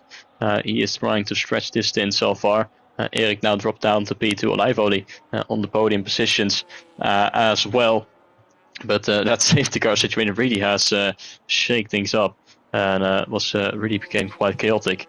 And when we saw all the drivers driving in different directions than they're supposed to be. But we'll see if I think the safety car will stay out for at least one more lap because Happy Meal is still down there in P17 and he's got a long way to catch up to everyone else. So we'll wait before he catches up. So the safety car might come in at the end of next lap. But we've still got quite a long way to go in this race, 18 laps after this. And we've still got quite a lot of, well, we'll see what's going to happen. Kevin, to be honest, Kevin on the mediums, he's up at the P7. He will be P6 once his teammate makes a pit stop. Of course, Kevin now himself needs to make another pit stop as well. As Regio has got a 10-second time penalty for ignoring yellow flags. Not sure what is happening at the background now. As he has gone off track, Mark has gone off as well. As Robbe has now retired from the session. He is standing there in turn 3, so it's really this race really quite turned onto his head. As Farbe is now retired from the race as well, and it is because we are going to have a restart. The race will restart. Not sure what race length it will be, but the lobby has glitched, so we're going to restart this race and be right back here within a few minutes time. Red flag in the race. We'll take a short break and we'll be back with you very, very shortly whilst the whole lobby is resorted and reset again. So 20 drivers will have a second chance of being back in the race and we'll see what happens from here. We'll determine what the grid is for like. Is it going to be before the safety car came out or during the safety car comes out? I'm not quite sure, but we'll have a different grid and we'll see what happens. I think if Hatzika starts on first place, he might get upon a new set of tyres, which is beneficial for him. So we'll join you back very, very shortly as all the drivers will retire and crash out of the race, and hopefully we can get going once again without no further ado and no further delays. But we'll see you all later. For now, we'll be back with you very shortly once the safety car comes in. I'll pause the stream for now so I can talk to Milan privately.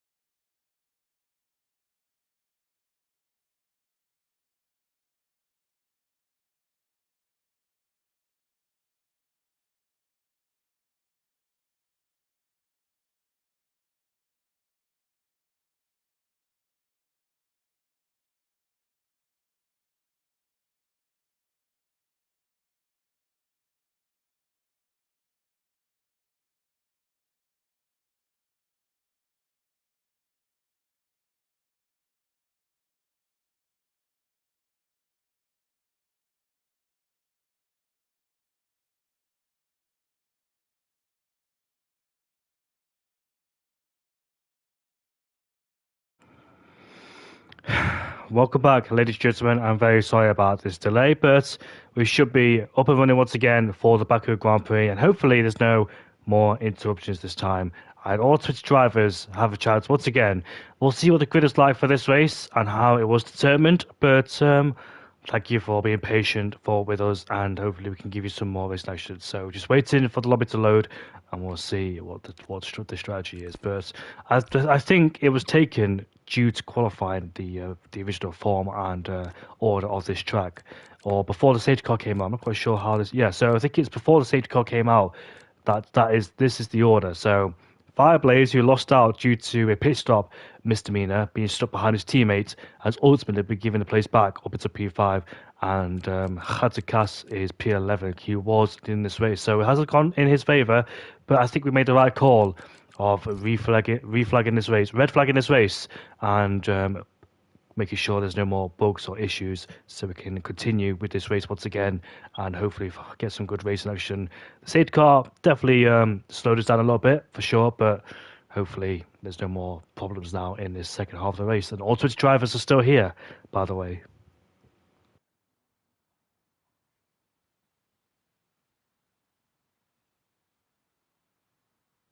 There on the lights of the gantry, 5 lights. And once again, we are underway for the Baku Grand Prix in Azerbaijan. Eric gets a good start, cuts off Miles Makis as we head down towards turn 1. We go contact. The Williams around the outside and towards turn 1 is contact again behind us. That's an Alpine and a Ferrari and a Red Bull involved as well. We go 3 abreast in towards turn 2. The Alpine in the middle there, but do they get unscathed? The answer is yes, somehow. All 3 of them making it unscathed. That was Kevin Zumberg versus Hazakas for 8th and 9th place there. As we head down towards turn 2, Eric's gone deep in the braking zone. He almost hits the wall and through goes Miles Makis, and there's contact behind us too. And Red Bull has lost his speed there too for good measure, as all these drivers get in sorts of, oh my goodness me, driver has flipped over, Roberts retired from the race, and there's all sorts of carnage and mayhem already in this race. Who is that? Kevin Zumberg. That's unsurprising that that's happening between Kevin Zumberg and Robert. So yeah, I was expecting something to happen between those two, and it has happened. So unfortunately their beef in the past hasn't been resolved just yet until now. So yeah, not a good thing to see indeed. But Miles Makis leads this race ahead of Eric. The safety car has come out to neutralise things. Ola is up to P3 in this race, looking for his first podium of the season. And Kick has been shuffled into P4. We saw a lot of battles going down towards 1, 2 and 3 as you expect. So tight going down in towards those heavy braking zones indeed. We saw the 2 Alpines side by side at one point. Then we saw the Ferrari and Red Bull. But who was the Red Bull that picked up damage in the background? Was it, quite sure, was it Happy Meal who picked up damage? Let's have a look to see the Red Bull on board with him. There he is. Come on, we need a better camera angle than this. Come on. There we go. So we'll see the front of the Red Bull. No, it wasn't him. I swore. I don't think it was the Red Bull. It could have been a Racing Bull. Maybe I got confused between the Racing Bull. But somebody picked up damage down there at the exit of turn 3 and 4. So I'm quite sure who it was. It could have been a Racing Bull or a Red Bull. But looks like both Racing Bulls and both Red Bulls have got their wings intact. So it could have been anybody who had that full mid damage. But I don't expect nobody to pit. Maybe they are. Let's have a look to see if any driver might decide to pit to take this hard compound tyres towards the end. Hazakas is pitting because it's on the soft compound tyres. And who is that? It's Eric, who makes a late dive in the pit lane there. So we've got some people pitting in this race already. And Lucas gets a 10-second penalty for severe collision. Sasha has broke his wing as well for good measures. That's why he's in the pit lane to replace that wing. But we had a messy start once again, full of pandemonium. And we've got a lot of people in this race pitted. So a lot of drivers in this race pitting to get rid of their tyres.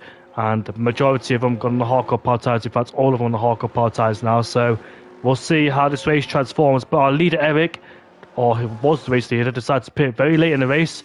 And he's lost the track position. But we'll see if that's the right call towards the end of the race. If Eric can make his tyres last without the safety car coming out, then he should be okay. But he's got a lot of traffic to make his way through. He has the pace. But we never know if a safety car could appear around the corner, which could completely blow his strategy out of proportion and give the advantage towards Miles. So Eric pitted under his own will. I don't think he had damage, gave up the track position, and we'll see if that was the right call indeed towards the end of the race. But the safety cars came out there to neutralise things once again in this race. For those who wonder, where's Milan? Where's Milan? Well, Milan has taken his dog for a walk. The reason why is because the red flag infringement. So he didn't want to leave it too late because he needs to walk his dog, which is fair enough. He'll be back very shortly with us. But for Now it's just me.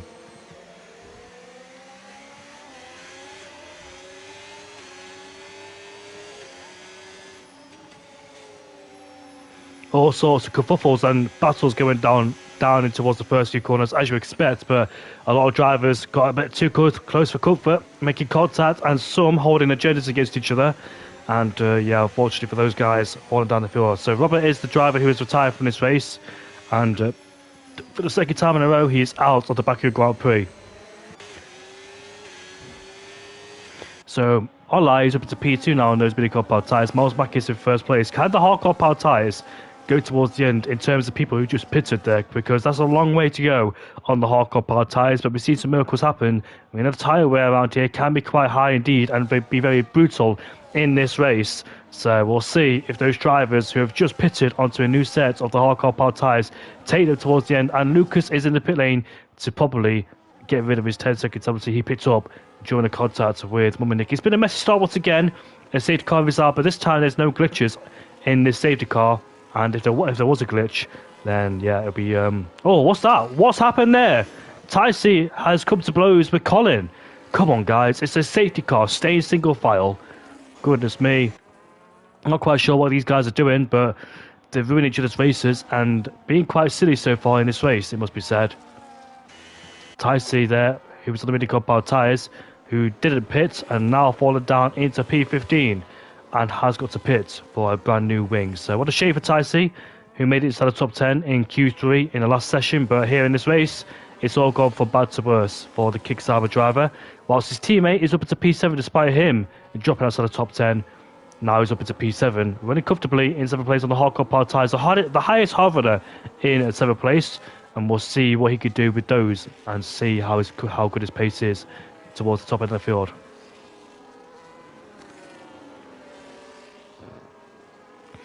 So Eric is taking new tyres to probably go towards the end. He's given up that track crucial position indeed, and probably not wanting to make another pit stop again in this race whilst the safety car has come out. Can he take those tyres 14 out in the race? He should do, given that there's a safety car in this race. But we'll never know, will we, until the end of the race when everything kicks off.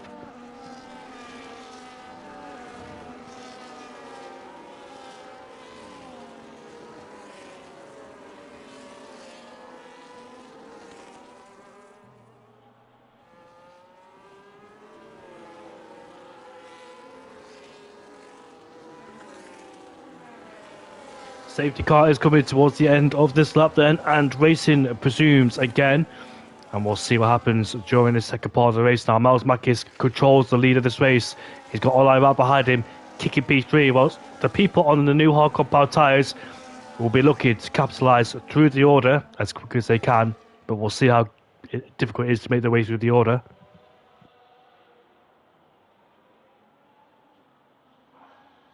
Eric is the one, the highest pitter in P10. So let's see if his strategy pays dividends, but let's see if that's the right call or not. It's still got a long way to go in this race. Another safety car can happen. Anything can happen. We get going once again. The safety car is in at the end of this lap. As we race down in towards turn 1 we go. Let's see if any battles happening towards turn 1. Here's Happy Meal up the inside of Fireblaze, side by side between these two. And Happy Meal is up into P4 in the background. A Haas driver spun out, but here comes Fireblaze back down the inside, looking for revenge in turn 2, but can't quite make it stick, and therefore has to stay behind the Red Bull driver for the time being. But once again, he's mounted attack on the Red Bull as we head down in towards turn 3 we go. Fireblaze, can I get past him? He's lost the place towards Happy Meal. Great restart, by the way, from the Red Bull driver, who has struggled massively in this qualifying session and race, but somehow has found some pace and still showing some good pace indeed is the Red Bull driver Happy Meal. He's up into P4 now. Next target is kicking P3. However, Miles Mackis in first place has checked out in the lead of the Grand Prix, so he remains unchallenged so far. He's trying to build and extend the gap, whilst his main competitor is down in P9 of Eric, who is looking to try and beat him on strategy, whilst Kick is pressurising Ollie because Ollie made a big mistake in towards turn 8 and now he's under huge pressure from Kick behind.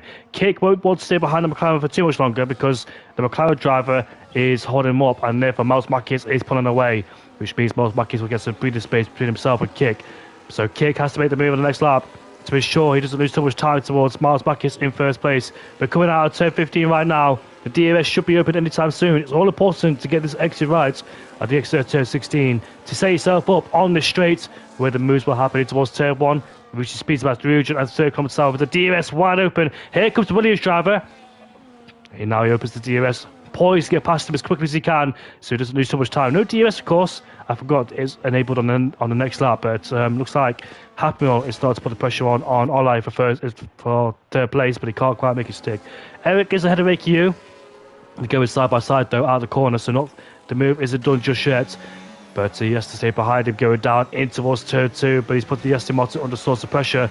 Better hardcore power tyre side by side. DRS wide open for Eric. Can he get past? Happmill's right behind. Here he is. Not looking good for a move because the McLaren driver is defending the inside line there, not allowing Happmill to get through. But Eric side by side with the Aston Martin, who just gives him enough space on the inside there for allow Eric to go around the outside and put himself up into P8. Nice move there from Eric. Him down. Next up is Mummy Nick. Of course, look at that side by side. That is Khatikas going through. They make contact there on the exit of turn 7 we go. And Khatikas is up into 9th place now ahead of Ricky, who's trying to come back around the outside, who breaks later. But will Khatikas get a better exit? Yes, he will. And Ricky, you tried everything to keep. Oh, Happy Mill. Khatikas hits the wall on the inside of the castle section, but gets away with it. Hopefully, there is no damage there on the RP driver, but it's a bit too hot. And now here comes the Ferrari Sasha now, trying to make a lunge on the Aston Martin. We'll see if he can get past him or not. Going down in towards turn 16 we go. Can he get past him? The answer is no, not yet. He can't. And the Aston Martin gets out of shape, hits the wall, and Sasha goes through up into P10. The Aston Martin was a bit too trigger happy to get on the throttle there, unfortunately for him, and he lost him so much time. But Happy Meal is right behind Olai. Here he is then with the battery with the DRS wide open. Olai is defenseless with no battery indeed. He does have the DRS at the back of kick still. When he make a lunge going down towards turn 1, Happy Meal's trying to get closer and closer, but he's not close enough to go down the inside in towards turn 1. Just to stay behind for the time being, and in this big DRS stream we go. And Sasha has fallen down. It's 3 abreast almost in towards turn 1 now. The Aston Martin Mark goes up into P10 while Sasha gets swamped to the straight. He's fallen down into P12, and once again, he is behind the Aston Martin Ricky U. As here comes the racing ball down the inside. Burt backs out of it for the time being, as Happy Meal is under massive pressure from Fireblades right behind too. All fighting for P2. Miles Backus is checking out. He's pulling away in first place. This is huge for Miles Backus to be outside this fight and try and pull a big advantage of gap over the guys behind to ensure that he has a big gap to try and close in once he puts on those two hardcore tyres. Ricky U defending as Kevin Sundberg now is up the inside of Sasha, side by side between these two. But Kevin Sundberg tries to get a better exit around the outside there. But headed down towards turn 8, Sasha is a bit late to the brakes there as he defends the position. But he gets a tap from Ricky U, who tries to come back down the inside, but not able to do so. Robert Jacob says Kevin straight line. Yeah, I saw Robert. So don't worry about that. Just put it in the stewards. It looks like Kevin was still holding a grudge against Robbie Jacobs, going down towards turn 3 there, as they had some sort of problem going in qualifying. But Happy surely gets past Ollie this time because Ollie in P3 does not have the DRS on the back of kick, so it should be easy pickings there without any DRS advantage help for the McLaren driver. Kick is unable to get close range of Miles Backus, who keeps on pulling the gap between himself and Kick in P2. But Ollie's got the DRS again, despite losing it only a few seconds ago. In the background, we can see Eric versus Mummy Nick. Eric goes up into P7 ahead of Mummy Nick. And up the inside, he goes up towards turn 1, makes the move stick. And next target for him is landed on those medium compound tyres. So Milan, you just come back, mate. And the situation is we have a safety car lap 2 and 3. So as you can tell, P7 downwards. Oh, Marcus retired. This could be another safety car. A safety car might have been deployed. It's a VSC. A VSC has been deployed, so no safety car for the time being. But what happened was, during lap 1 or 2, another safety car came out, which neutralised the race, and Eric Down was pitted. A few people lost their wings, so they had to pit again, so you could tell the people were pitted, and you could tell what the scenario is as well. So Miles Makis, looking for him, a safety car hasn't been activated because that will definitely put him at a disadvantage, and he's able to keep that lead he has over Kick with that VSC coming out as well. As Miles Makis is pulled away from the guys behind because Online P2, who was P2, wasn't able to keep up with him as he made loads of mistakes and held up kick and happy right behind him in power plays to a good measure. And Miles Marquez therefore has been able to pull away and build that gap which he needs when his pit stop arrives very shortly as well later in this race. And it's all about which strategy is better. Was it pitting under the safety car on the first lap 2 laps, or go for the normal strategy and staying out there? As Leonard gets a drive-through penalty for speed on the VSC, so what a shame for Leonard in P6, who was doing a really good job so far in this race. He's got Eric right to the back of him, so let's see if Eric can dispose him quickly, but he can't do so for the time being. He has to wait for the DRS to be activated. Why only 18 laps, Ivan says? So basically there was a safety car restart. The safety car came out this on lap 7 in the last lobby, and unfortunately, he spun out, he's hit the wall. Leonard has spun out and hit the wall at the exit on turn number 17, unfortunately. And what a shame there for Leonard, for the racing board driver, who was doing such a good job. But his race was unfolded once that safety car came out for him. But here comes Happy Meal there with the DRS wide open. Ola, he's a bit more straight line. Looks like he got a bit more straight line speed, but he's in the pit lane, and so is Happy Meal. So these guys are pitting then off the midi compound tyres and on the hard compound tyres. We'll see if Miles Marquez can catch Eric towards the end of the race. Indeed, so we've got another virtual safety car to work with after Leonard. He's off there off the exit of turn 16. His race was already getting bad after getting the drive-through penalty, but now it is gone even worse. But yeah, no surprise seeing everyone else make their pit stop. Mominick is staying out though on his old hard compound tires. He's going to be the only driver out there who hasn't pitted yet in this race. So Erik now back into the lead by under a second now ahead of Mominick and Geitegaas in net P2, just ahead of Kevin. But he's 4 seconds behind his teammate. He's got quite a bit of a gap to bridge. And Sasha P5, then it is Miles Marquez. He's rejoined in P6, but quite close to the back of both Sasha and Kevin. And he's going to have that 6-lap tire advantage to all those drivers ahead of him until the very end of this race. And those drivers will have to manage a little bit who pitted on the beginning of the race. So we'll see how that is going to pan out for them. But Melsi is, luckily for him, he's come out just ahead. And there is a drive-through penalty for JSR Green.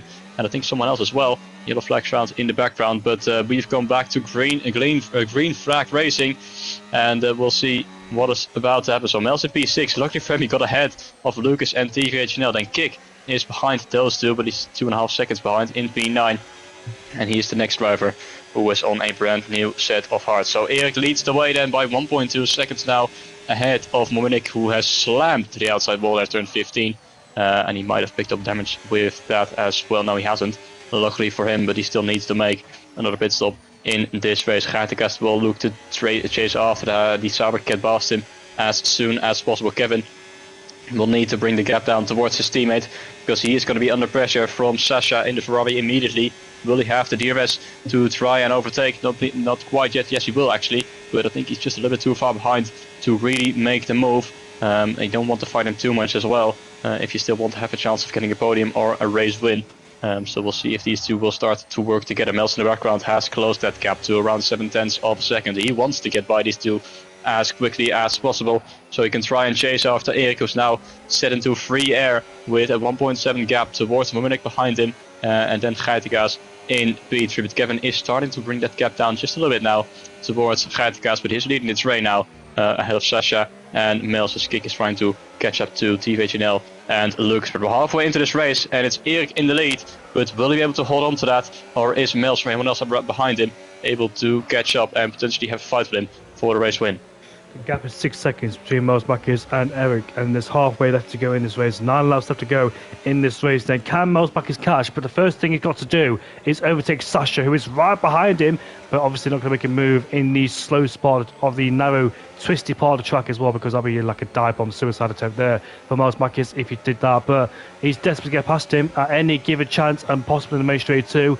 He's under huge pressure with Sasha right behind, and we'll see if Miles Marquez can get through quickly and not get stuck in the DRS straight behind Kevin Zubberg, Kevin Zubberg, Sasha and Geitegaas in P3 and P4. But it's all over the back of him so far. He can't afford to waste any time behind him. He's got to make the move on this lap if he can. He's right to the back of the Ferrari driver. Ultimately, we'll get DRS to the back of Kevin Zubberg. The gap is 5.9 between Erik and Miles Marquez. Erik is hoping that Miles Marquez is stuck behind these guys behind. Here we go there with the DRS wide open. Miles Marquez surely gets this move done, but same as Sasha as well. Sasha has the DRS open, but he can't get past him as the racing bull driver has gone off in towards castle section. Down he is, and he goes in towards turn 1. It's a late move, side by side, and Miles Marquez has done it. He gets past the forward driver, and he goes up into P5. Nicely done there for Miles Marquez. Next target is the 2 LP drivers. These guys haven't pitted just yet so far in this race. In fact, they have. Yeah, they have, towards the safety car period. Yep, every single driver bar Mum and Nick has pitted. So these guys go towards the end on their hardcore power tyres. This is for track position, so we'll see which one of these people end up on the podium. But great recovery drive from Kevin Zundberg in P4. Here goes Miles. Kevin goes defensive, forcing Miles to go around the outside, and there's no way to get past. The more this happens, look at the switchback, look at the switchback, look at the exit that Miles Marquez will get against Kevin Zundberg, side by side, wheel bagging, as Miles Marquez is up into P4. And that was a very, very good move indeed for Miles Marquez. That was very important for his race to get past Kevin Zundberg and move up to 4th place. The next target is Gas, Mum and Nick, and then it's Eric. There you go. Erik is now 4 seconds up the rope. Mills will need to get past the Alpine as soon as possible, but Geitengas will have the DRS off the back of Kick Sauber for Nick, but Mills. Oh, and it's coming into the wall. Goes Geitengas on the braking in towards turn 15. Slams to the outside wall, and he's lost his front wing completely. And that has ruined his race, as there goes Mills slipping up underneath and taking away that position. But I don't think he's got the DRS of Mommy Nick, but Kevin Zundberg is going to get past as well, as Geitengas will be unable to turn his car with that damage. But Kevin is going to try and re-overtake the Mercedes of Mills with the help of DRS. Here comes Sasha as well, trying to go for the double overtake, potentially getting a double slipstream. Kevin pulls to the outside. There comes Sasha as well on the right hand side, and Mels drops back down to P5. All his good work has become undone, all because of Geitengas getting himself, his front wing removing in an accident in towards turn 15. Picks up a 10-second time, but also speeding in the pit lane for good measure, as his race has gone from bad to worse. But Mels now back down to P5, and that's going to really hurt his chances of catching Erik, who is still gaining at the front. The gap's now 5 seconds towards Erik and around 6 seconds towards Kevin, who are both on similar tire age. Mumunik is still staying out, just waiting for a safety car to happen, so he could still have a chance on brand new tires. There's Mels back up the inside of Sasha in towards turn 4. It's a bold move, but he doesn't quite get the exit right. Now he's on the outside of turn 5, as he's going to try and go all the way around the outside, wheel to wheel with the Ferrari, touch to the inside for the next one. They're so close in the exit contact between the two, but I think he's got the job done into the braking zone of turn 7. Sasha is on the outside, but there's nothing he can do, and Mels gets back through, back up into P4, and can now try chase after Kevin once again to get that position once more, as Kick and Ivo are going side by side in towards the castle section. Kick on the inside, somehow neither of them hitting the wall, and Williams is now up at the 7th place.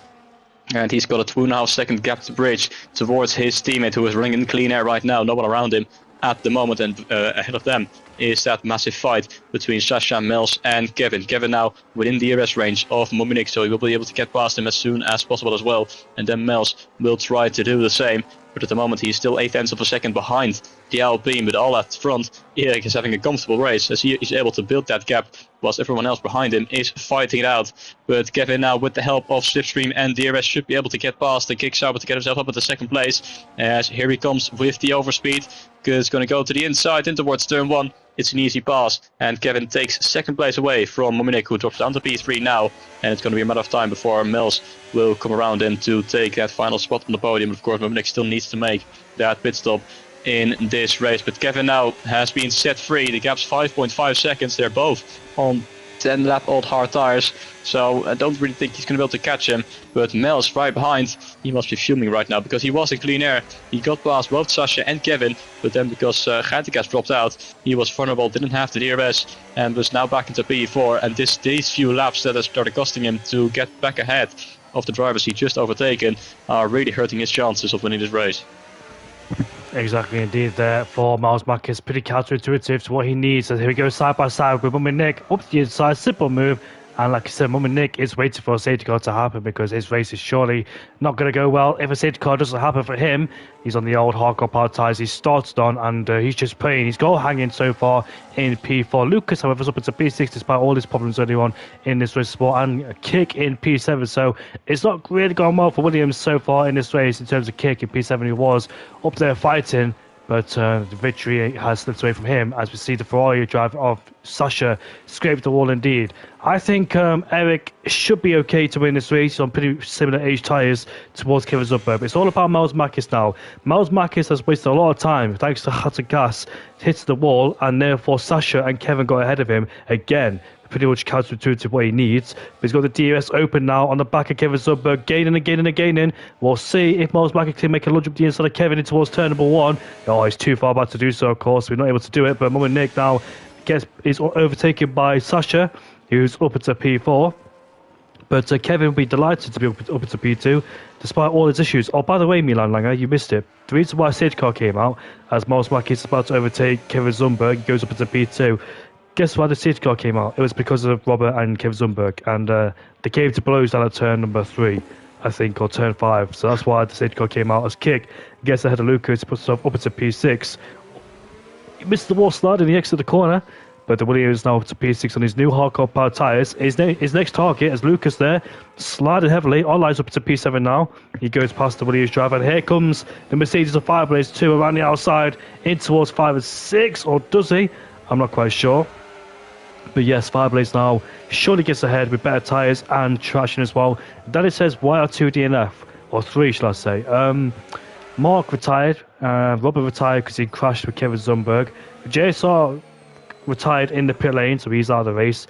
So that's why those 3 people are out of the race. But the main battle now, with 5 laps left to go in this race, is Mels Mackis, who hits the wall again at turn 15. There's only a few times you can get away with it, but he's hit the wall again. Luckily, no damage to him, but he's bringing the gap down bit by bit, meter by meter. The question is, though, can he catch Eric towards the end of the race? Has Eric done enough? Has that moment with Sasha and Kevin Zumberg cost Mels Mackis the moment to win this race? Because he got stuck behind him for so long, it could have cost him the victory indeed, but there's still about 5 laps left to go. He needs about 1 second per lap if he wants to catch and overtake Eric, who's there in the foreground at turn number 1, whilst Miles Mackey is hunting him down for the lead of this race. We'll see which one will win this race. Miles Mackey has won 1 race this season back in USA, despite getting a 10-second penalty.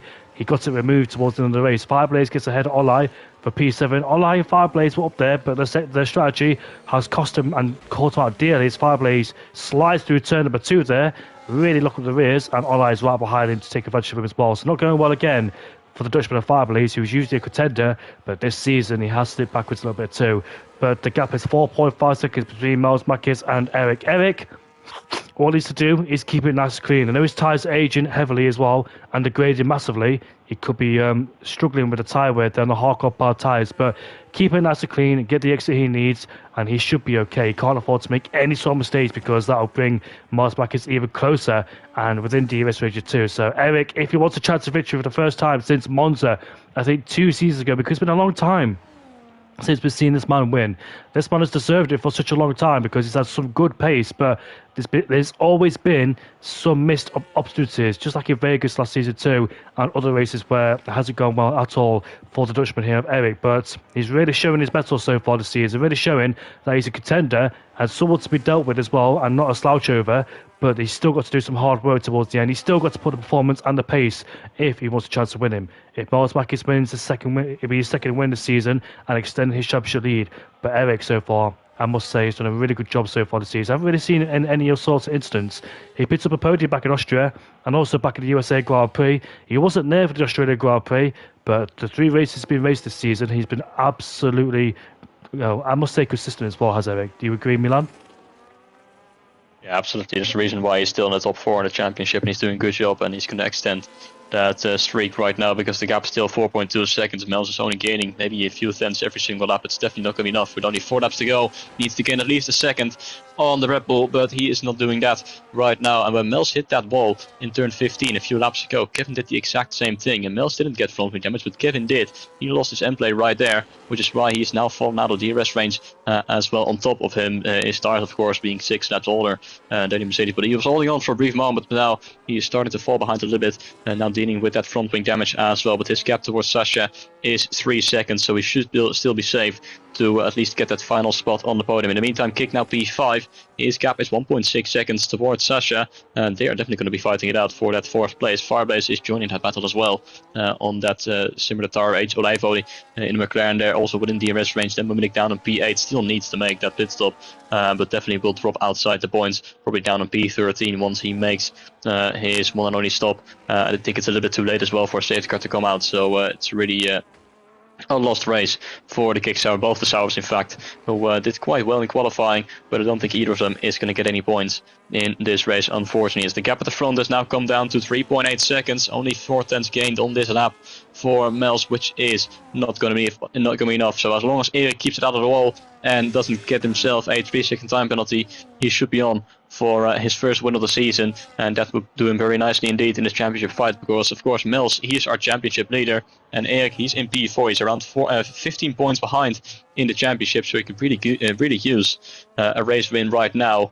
and he could halve that gap if he wins with Mels in second place. And Dominic finally makes his pit stop, going on to lap 16, as he had to, and we will see him dropping behind. Kevin out 2.3 seconds behind, but Sasha isn't gaining on them either, as Kik has now caught up to the back of the Ferrari. So I reckon at the end of the lap, going on to the start-finish straight, we'll see a move between these two, and Kik might be able to get the job done on the Ferrari, and so does Fireblaze potentially, as Olijfoli, in fact, he's dropped behind a little bit. He was within the DRS range on the previous lap. It now is 1.8 seconds behind the Mercedes. I'm not sure what happened to the McLaren, but he has been dropped by these two. Are now catching up to the back of the Ferrari, and will really start to get held up, as Sasha, his tires are starting to degrade. 14 laps he's been on this set of hard tires, and Kik will be waiting for the start-finish straight to get the move done, but I think he will be running out of time to catch Kevin, so I think P4 is going to be the best that Kik is going to get today. Of course, he's still going to be in the fight with Fireblaze, so who knows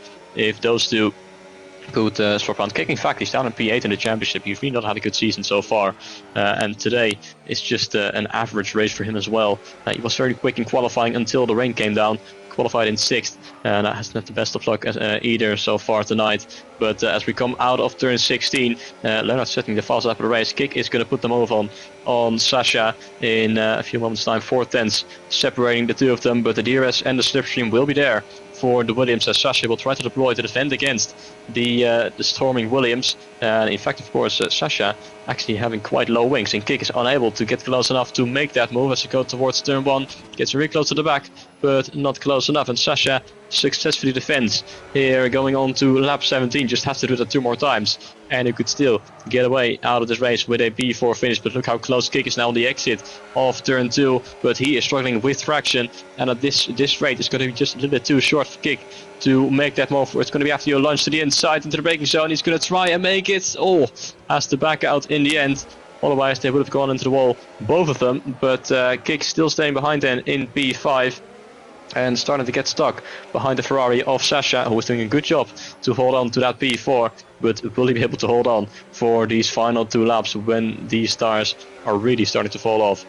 That is the question. Sasha under massive pressure there from Kik, and Fireblaze behind him. Got 2 cars to defend from on the main straight in the next lap as well, so he's got to defend from those two for the last 2 laps of the Grand Prix. Olai has also catched up as well in the background. So there's 3 cars behind Sasha, and Sasha is on those much older hardcore power tyres. The chase for the lead of the Grand Prix has been called off indeed. I don't think there's nothing Miles Marquez could do now, unless Evan makes a big mistake, which I doubt he would do. But Leonard, of course, safety car briefly, but I think he's just backing off and trying to go for the fastest lap. And he's already got it though, but those soft core tires will be degraded heavily. Plus, this is a new lobby too, so every single driver has a brand new set of the soft core tires if they want to go for the fastest lap of the Grand Prix. And so far, Leonard has got that occupied in his bag. But we've got Erik coming towards the line now to start the final lap of the Grand Prix, and Kik is right behind once again, but he has no battery. And look at Sasha as well, using more battery, and he's got better straight line speed in comparison towards Kik. Kik, would he go down the inside into towards turn 1? The answer is going to be no, not on this occasion, but surely out of turn number 2 to go down the inside towards turn 3. Should he get the move done? I'm not quite sure, but Kik is struggling to get past the Ferrari driver despite being on much newer tyres. Sliding through turn 2, big mistake, big oversteer indeed. But I don't think he'll get past him at the time being there, so this fight will be called off because Kik is way too far back now to make any sort of move going down in towards turn number 2. But the main spotlight, the main focus now goes towards Erik.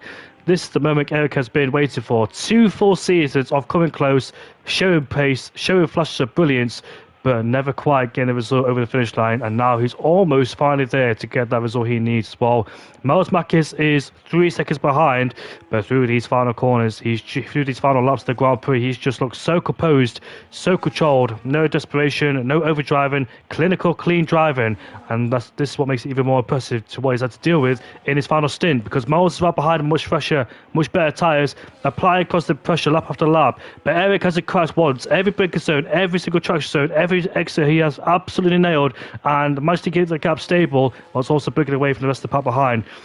Eric is making his way now to the final sector. You can feel how big this is for him now, as out of the final couple of corners, on towards the straight. After all the near misses, all the frustration, all the race that slipped away from Eric's grasp, Eric finally gets it done. He's going to come across the line to win the Baku Grand Prix. What an absolute drive. This man hasn't won since season 4 at Monza, but he's about to make his way towards the line. He wins the Baku Grand Prix. Fantastic drive from Eric. And here comes Kick behind Sasha, but he can't do it because Sasha has got the DRS at the back of the racing bull. And it is Sasha P4 ahead of Kick and Fireblaze. Miles Makis is P2. Kevin Zurberg is P3. And what a race for Eric after all the frustrations the past few races and just narrowly missed on the win. He has finally done it, and what a well-deserved win there for the man who is now a race winner once again, and rightfully so. The man, the Land of the Fire, has done it again. Eric has finally won a race. Full congratulations there, Milan. Indeed, a very well-deserved win, well managed for him, and good to see him finally on the top step of the podium. And he is going to make his way towards the podium, but he is going to gain those points on Mels in the championship, and he might steal away second place as there's a drag race to the line between Colin and Rekaju, but in favor of the Aston Martin as the Haas gets crashed out just before the finish line. But that's the end then of a very eventful Azerbaijan Grand Prix, of course, split up in 2 races due to that red flag earlier. With that lobby glitch, of course, we will never know what would have happened in that race. Who would have won that one would be great to see, but we're going to have to settle for this one, and it's a pretty good result with Erik coming out on top with his first win of the season, ahead of Mels, ahead of Kevin in the Alpine. A lot of controversy around Kevin, of course, with the robots, so we'll see if we'll see any penalties coming his way or the other way around. But Sasha then in P4, then Kick, Fireblaze, Olijfoni, Lucas, Happy Meal, and Mominik does get that final point despite pitting very late on in the race, because Geitega's 10-second time penalty, so the Kick Sauber gets 1 singular point. But it was a very enjoyable race as always, and well, maybe a little bit too chaotic at times, but it's sure it's a good result, and I'm glad to see Erik on top to finally get his well-deserved win. So very well done to him and Red Bull. And Mels, once again, very consistent and keeps his lead in the championship. Yeah, indeed, that's very important as well, building the championship on pure pace and consistency as well. And Miles Makis is certainly doing that, scoring multiple podiums in a row. But finally, we can hear from the Dutchman of Eric, because he has missed out on the podium interviews. I'm only interviewing one driver. Make sure your voice is shared. But I am interviewing only one driver tonight because given how late it is and given we had the red flag. So what a way to do it. Eric, you have finally won the first race since, what was it, Monza, a couple of seasons ago. You've came close in previous races, finishing in P2, P3. You've had 2 previous podiums in USA and also the Austrian Grand Prix. But finally, the race has come your way. And were you very nervous towards the end, given that you were on old hardcore pad tyres with Miles Makis on your tail?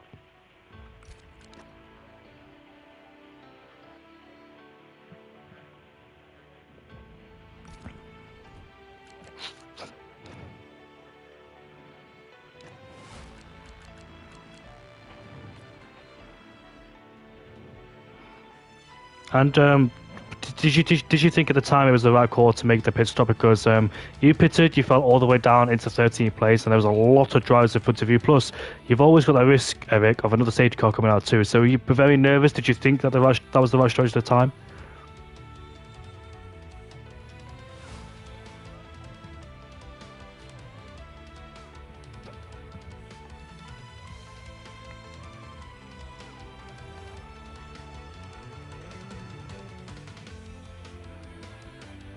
Yeah, it was a massive gamble indeed. And how was the race for you today? Did you feel like you did everything right today?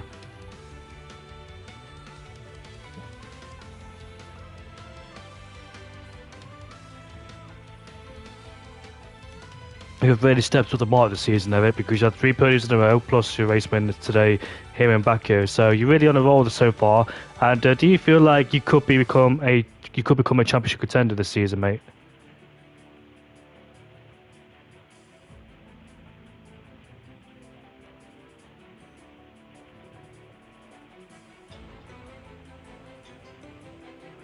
But you're doing a really good job so far on the championship. So, yeah, well done today, mate. And Milan, you got any questions for Eric? No, just congratulations, good race despite the chaos we had both the attempts. No problem. Well done today, mate. Congratulations on the win, fully deserved, and hopefully we'll see you back at the Canadian Grand Prix. And once again, thank you, Eric, for giving us this interview. I know you don't really like doing interviews, but I really do appreciate it. So thank you. Goodbye. Good night. Good night. Milan, thank you very much for coming to me, mate. It's been an absolute pleasure as always. Yes, of course. I really enjoyed it once again, and I always will. So I'm looking forward to the next one. It's been a good one, and I cannot wait what the rest of the season has in store for us. We move over to North America for the Canadian Grand Prix. Join us back there, SDN at 6:30 UK time, 7:30 Dutch time, and we'll see you all later. Have a good weekend this weekend, and pre-season testing is back next week at the Bahrain Grand Prix. Not the Bahrain Grand Prix, but Bahrain. And Ramon, you joined too late, mate, but hello in the chat. Welcome to you, mate. Nice to see you back. But we'll see you all later. Goodbye for now and take care. Spreek je later tot.